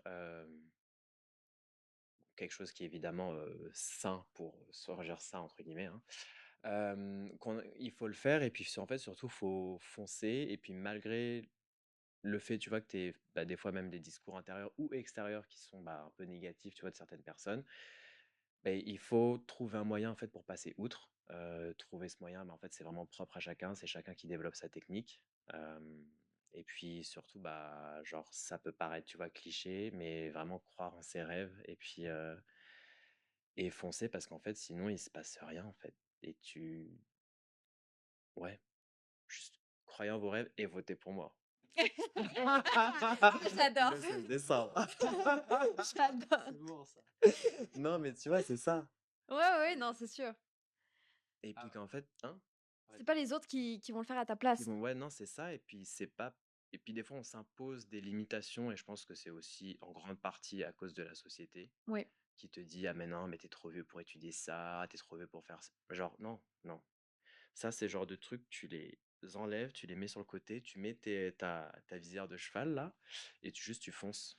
Mais clairement, t'es la preuve que parce que moi, tu sais, j'ai arrêté le patinage, puis je me suis dit: «OK, ben, comme je suis trop vieille maintenant pour faire un autre sport ou quoi, ou faire quelque chose d'autre», tu sais? Puis t'es clairement la preuve. Tu me montres aujourd'hui que si, par exemple, je veux faire aller, de la danse, de salon ou si je veux aller, faire de la gymnastique, exemple, Mm. bah, c'est possible. Et puis moi, je suis la première personne à te dire, vas-y, fais-le. Et genre à Yes. t'encourager et à te. Et, et vraiment, oui, mais Il y a pas après, d'âge. il n'y a pas d'âge, mais l'arrière du décor, c'est qu'il faut une discipline de faire. Parce que le but, c'est pas juste si par exemple tu me dis la gymnastique, c'est genre tu t'inscris dans le club et puis tu attends que ça se passe. C'est vraiment, tu as tout le travail derrière, que ce soit mental, que ce soit physique. Parce qu'en fait, du coup, tu apprends à te gérer aussi toi-même tout seul. Parce qu'en fait, tu vois, c'est ça aussi que j'ai dû apprendre, parce que je me rends compte là en parlant, c'est que, tu vois, en patinage, en spectacle, tout était fait pour, même vous en compétition, vous avez des plannings, on fait vos entraînements, euh, tout est calculé, Ouais, tout c'est est pas cadré, cadré. tout est Oui, c'est méticulé. cadré, pardon. euh, T'as un bobo, genre, tu vas chez c'est ton ostéo, ton kiné, tu sais, c'est prévu, je sais pas si ils prennent des rendez-vous pour vous, oui, enfin, Ça on dépend. vous peut se avez une gérer. structure, vous savez chez qui aller, machin. En spectacle, c'est la même chose. Alors que là, en fait, c'est toi qui fais ton emploi du temps tout seul, tu vois. Et Mmh. c'est toi qui te fous tous ces cadres tout seul. Donc c'est toi qui te fais, qui te réveille le matin, qui te dit, bon, absolument à cette heure-ci, je dois partir parce que je dois arriver 2 heures avant mon entraînement pour m'échauffer. Après, j'ai mon heure avec mon prof. Ensuite, après, je sais que j'ai encore 2 heures après mon entraînement où je vais retravailler des trucs personnels, faire mon cool-down, etc. Je sais que le matin, quand je me lève, je dois, en tout cas ça c'est ma routine personnelle, je me mets de la glace sur mes épaules et mes coudes. Donc ça me prend 40 minutes le matin juste pour faire ça. Après j'ai mon réveil musculaire que je fais à la maison. En fait, tout ce qu'on te faisait du coup quand tu étais quand tu es patineur de Encadré. compétition encadré, en fait là tu te le fais tout seul. Et c'est ça pour moi qui était le plus dur, mais aussi le plus intéressant à venir créer en fait, tout simplement. Voilà. Avant de conclure, c'est quoi la prochaine étape, le prochain rêve? Donc là, la prochaine étape, c'est ma sélection au Festival mondial du cirque de demain à Paris, où avec mon coach et ma conseillère artistique, on espère décrocher une médaille. C'est quoi ça? Concrètement, c'est une compétition? Ouais, en fait, c'est les championnats du monde de cirque, si OK. tu veux. Tu as un défilé des nations au début avec les drapeaux, etc. Tu fais 2 passages devant le jury. Et en fait, sur ces 2 passages, le jury va attribuer, il y a un grand prix, 2 médailles d'or, 2 médailles d'argent, 2 médailles de bronze, parce qu'il y a 2 spectacles. En fait, du coup, les juges vont après attribuer des médailles en fonction. Et puis, ça reste aussi un spectacle. Donc, en fait, c'est aussi un spectacle normal. OK. Et sauf qu'en fait, du coup, ce festival, déjà, il y a plein de recruteurs qui viennent regarder. Et il y a énormément d'artistes qui repartent en fait avec des contrats à la main. Euh, et puis aussi, dans le monde du cirque, le fait d'avoir participé à ce festival et si tu décroches une médaille, c'est vraiment là, tu arrives avec une plus-value. Et en fait, tu peux vraiment imposer. Avec un bon C'est CV. ça. Ouais, t'as un ticket, C'est quoi. déjà, le fait d'être sélectionné en soi, c'est vraiment genre une reconnaissance. Et le fait d'être sélectionné, de participer, est une reconnaissance. Si tu gagnes après une médaille, alors là, on est sur du. Du haut niveau. Ouais, c'est vraiment c'est le Saint Graal. Donc, De ce qu'on va te souhaiter. Bah oui. et puis Et après, Ben, on y va en spectacle au cirque. Ça. On a commencé avec une question surprise pour toi. Maintenant, on aime finir avec une question que notre invité nous pose, soit à moi, soit à Solène, soit à nous deux. À toi. Tu as le mic. Le mic. Moi, ma question, c'est qu'est-ce qui vous a motivé à faire ce podcast? Parce que je trouve le concept absolument génial. Donc, qu'est-ce qui vous a motivé en fait à faire ce... Qu'est-ce qui vous a inspiré? Et aussi, est-ce que j'ai le droit de poser deux questions ou pas? Allez, Bah oui, deux vas-y. questions. Et c'est, mais qu'est-ce que vous pensez en fait l'un de l'autre? Donc, première question, ensuite deuxième question. Alors, moi, je déteste Geoffrey. Voilà. Yes! Je Non, déteste en fait. pour commencer par rapport au podcast, moi, j'avais envie de faire ce podcast par rapport à mon expérience, ce que j'ai vécu. Et, je me suis trouvée à un moment où j'étais très, très seule. Je pensais que j'étais vraiment la seule dans ce monde à avoir vécu ça. Puis quand j'ai commencé à en parler sur les réseaux et qu'il y a des gens qui sont venus me voir en me disant moi aussi j'ai vécu ça, t'es pas seule, nanana, je me suis sentie moins seule et un peu plus entourée de personnes. Donc en faisant ça, le podcast, je voulais mettre en lumière des histoires de personnes, comme tu nous as parlé de ton harcèlement. Sérieusement, j'aurais pas su, si on n'en parlait Mhm. pas, tu sais, on n'aurait pas su. Puis juste le fait que tu m'en parles de ça, tu sais, c'est comme, ça vient me toucher. Puis Mhm. ça vient me dire, OK, tout le monde, en fait, a vécu une petite partie de sa vie à un truc qui s'est mal passé dans le passé, quoi. Et donc j'ai voulu mettre en lumière les histoires des gens et surtout aux personnes qui nous regardent. Je voulais, je voulais donner aux gens l'expérience de d'autres personnes, les histoires. Qu'est-ce qu'eux, ils ont fait pour se relever? Qu'est-ce que comment ça va mieux dans leur vie aujourd'hui aussi? Je voulais vraiment, hem, pour toutes ces personnes qui nous regardent aujourd'hui, qui se sentent pas seules Mhm. chez eux dans leur lit à regarder la vidéo. Ils peuvent relater, tu sais, les histoires des autres. Par rapport à Geoffrey, qu'est-ce que je pense de Geoffrey? Geoffrey, on se connaît depuis que j'ai à peu près 6 ans, Ok, wow. parce que, au niveau des compétitions, on se croisait et tout ça.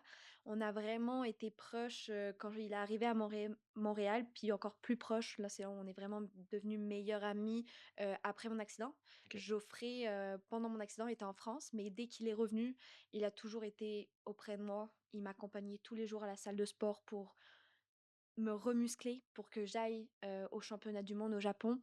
Et vraiment, Geoffrey a été, en plus de mes parents, a vraiment été la personne qui a pris soin de moi, qui m'a Mhm. aidée à faire à manger et qui a vraiment été là pour aller, vers mon cheminement, mon goal de ce que je voulais faire après mon accident. C'est beau, Ouais, c'est presque c'est une hyper beau. déclaration, hein. C'est hyper beau. Moi, Merci. ça me... Pleure pas. T'inquiète, je vais être là pour toute la vie. Moi, pourquoi j'ai décidé de faire ce podcast? Euh, Parce qu'en fait, je pense que j'étais à un tournant. On en parlait depuis un petit moment qu'on voulait faire ça.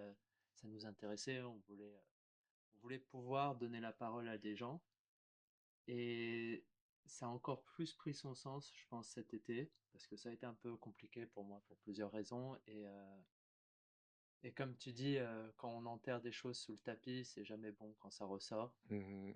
Et en fait, je me suis rendu compte que tout le monde avait une valeur et une histoire à raconter. Je pense que même celui qui nous regarde et qui pense que il n'est pas intéressant ou qu'il n'a pas son mot à dire, il est quelqu'un. Il a eu un passif, il réussit à faire des choses, il réussit aussi à être lui-même déjà, parce que vivre dans ce monde, c'est pas toujours simple. Ouais. Et déjà réussir à trouver des solutions, c'est déjà un gros cadeau. Donc moi, ça me tient à cœur. Et ce podcast, je me rends compte de plus en plus qu'au final, en découvrant des invités, je me découvre moi-même. Et C'est ça, beau et ça. ça j'aime. C'est pour ça que ce podcast, j'espère qu'il va durer aussi longtemps que possible. Jusqu'à qu'on meure. Et, Word. et moi, Solène, ben, c'est simple en fait. Pour moi, c'est un modèle de courage. Sans elle, je pense que j'aurais abandonné tellement de choses. Oh wow. Ouais. Oh, je vais Il y a, pleurer. il y a des choses où elle se rend pas compte, mais on en rigole parfois sur des bêtises, mais elle a été là dans des moments où moi, j'avais plus de repères. Mhm. Et je pense que À chaque fois qu'on arrive à se retrouver, à discuter, on parle même de sujets où on n'est pas d'accord, des choses hyper intenses et je pense que c'est ça notre force, c'est que le dialogue, il est jamais coupé. Ok, waouh. Puis on arrive à, tu sais, chacun a son opinion, puis je respecte son opinion, il respecte mon opinion, puis on arrive à communiquer ensemble. Tu sais, comme la plupart des gens aujourd'hui, des meilleurs amis ou des relations tout simples avec une personne que tu as dans ta vie, euh, bah, quand ça devient trop compliqué, bah, il y a plus de communication, puis la meilleure chose à faire, c'est juste de partir. Mhm. Que moi, j'ai vraiment dans ma tête, c'est comme moi, je pars pas là. Moi, je communique, puis j'apporte mon point, puis j'en discute pour régler la chose, mais je pars pas. Si après la personne à part, bah, c'est elle qui a Ouais. décidé de partir, tu vois. Mais moi, on pourra toujours avoir des disputes, forcément, parce qu'on est proches, puis il y a toujours des disputes avec Mhm. même la famille, là. Mais le plus important, c'est de revenir vers la personne, puis de communiquer et de savoir, OK, qu'est-ce qui t'a pas plu dans mon discours, qu'est-ce que. Et c'est ça, en fait. Vraiment, j'étais pas toujours comme ça. Communiquer, pour moi, c'était comme non. Ouais et Mais pourtant, je pense que c'est toujours, ça a toujours été un pilier de notre relation. ouais, C'est que si on avait besoin de se dire: «Merde», on se disait: «Merde» et puis après, voilà. Non, mais voilà. Mais ça, c'est une preuve d'amitié en Je elle-même, pense d'être que capable notre de se dire amitié, merde. ouais. elle est basée sur ça La et dernière fois, on était dans le métro, puis il était fatigué. Donc moi, je pensais qu'il faisait la j'avais gueule. faim, j'avais pas mangé depuis. Puis là, je lui dis: «Si c'est pour faire la gueule, je me casse chez moi», tu sais? Puis comme d'un seul coup, il voit mon message, puis là, il ferme son téléphone, puis là, il fait tu sais, je vois qu'il revient à la vie, puis quand il me revoit, j'étais comme: «OK, il est peut-être pas en colère contre moi», mais j'étais comme tu sais, j'ai aucun filtre moi, je suis très trash, je dis les choses, si ça me va pas, ça me va pas, je lui dis, tu vois? Et là, quand j'étais comme: «OK». En même temps, mais cette sensation, elle est horrible. Quand t'as pas Quand mangé, on est t'es fatigué, pas OP, manger. ouais. Ça, c'est vraiment les hommes, hein, parce que moi, je pourrais ne Putain. pas manger dans ma journée, je m'en fous, là. Ouais. Non, non, moi, je deviens. Mais genre, mon cerveau, il se pose à côté, là. Ah, non. Non, je voulais vraiment poser cette question parce que ça. Enfin, en tout cas, ça se ressent dans les vidéos que vous voulez vraiment, en fait, savoir bah, des choses, en fait, ce qui se passe sur la personne qui est en face de vous et que c'est vraiment, pas, comme tu disais, pour partager des. Que la personne puisse partager des expériences et des moments qu'elle a vécu et que, bah, comme tu dis, pour d'autres personnes qui puissent relate. Donc, c'est vraiment ce que je ressentais et le fait que là, vous me l'ayez confirmé, du coup, bah, Puis c'est surtout que quand on invite les personnes, tu sais, on n'invite pas au random comme ça. Comme on a prévu notre emploi du temps jusqu'en avril 2026. ok. Puis chaque jour où on a un tournage, donc en général, c'est pratiquement beaucoup les samedis, puis là, on les enchaîne, surtout avant Hmm. Noël. Mais tu vois, c'est la dernière fois, on voulait vraiment un militaire pour je ne sais plus quelle raison, mais tu vois, la prochaine fois, on va avoir un psychologue. Ok. Puis on voulait quelqu'un qui travaille avec les enfants. Le psychologue travaille avec les enfants parce que c'est la période de Noël. Donc on sait que ça va toucher les personnes. Puis Hmm. Noël, c'est très enfant et tout ça. Donc on cherche vraiment des personnes. On a un thème sur notre vidéo et on cherche les personnes qu'on veut pour notre vidéo. C'est pas, OK, on prend la première personne qui Hmm. arrive, puis on fait juste une vidéo pour les vues et puis comme ça. Non, on veut vraiment tu vois, aujourd'hui, j'en ai beaucoup appris par rapport à toi, puis merci d'être venu parce que en fait, Merci à vous de m'avoir. Je suis très honoré. grâce à ton expérience, ça va aider beaucoup, beaucoup de personnes, notamment Bah, moi. j'espère. Bah, déjà Oh. non, mais déjà des gens même qui veulent changer de vocation ou Hmm. c'est et on même ceux qui ont pu se faire, harceler ou des choses, ça va débloquer des choses, c'est sûr, c'est sûr. Les gens qui nous regardent, Bah, j'espère. Thomas, vraiment, merci pour ta lumière, pour ta Hmm. vulnérabilité et pour tout ce que tu as partagé avec nous aujourd'hui. Vraiment, merci beaucoup. Bah, merci à vous de m'avoir invité. C'est vraiment un honneur et un plaisir. Ben oui, ton parcours est une leçon de courage et tout simplement de réinvention. Hmm. on va te dire un grand merci et on va te souhaiter vraiment bonne chance pour la finale d'Incroyable Talent. Et bah, encore merci à vous.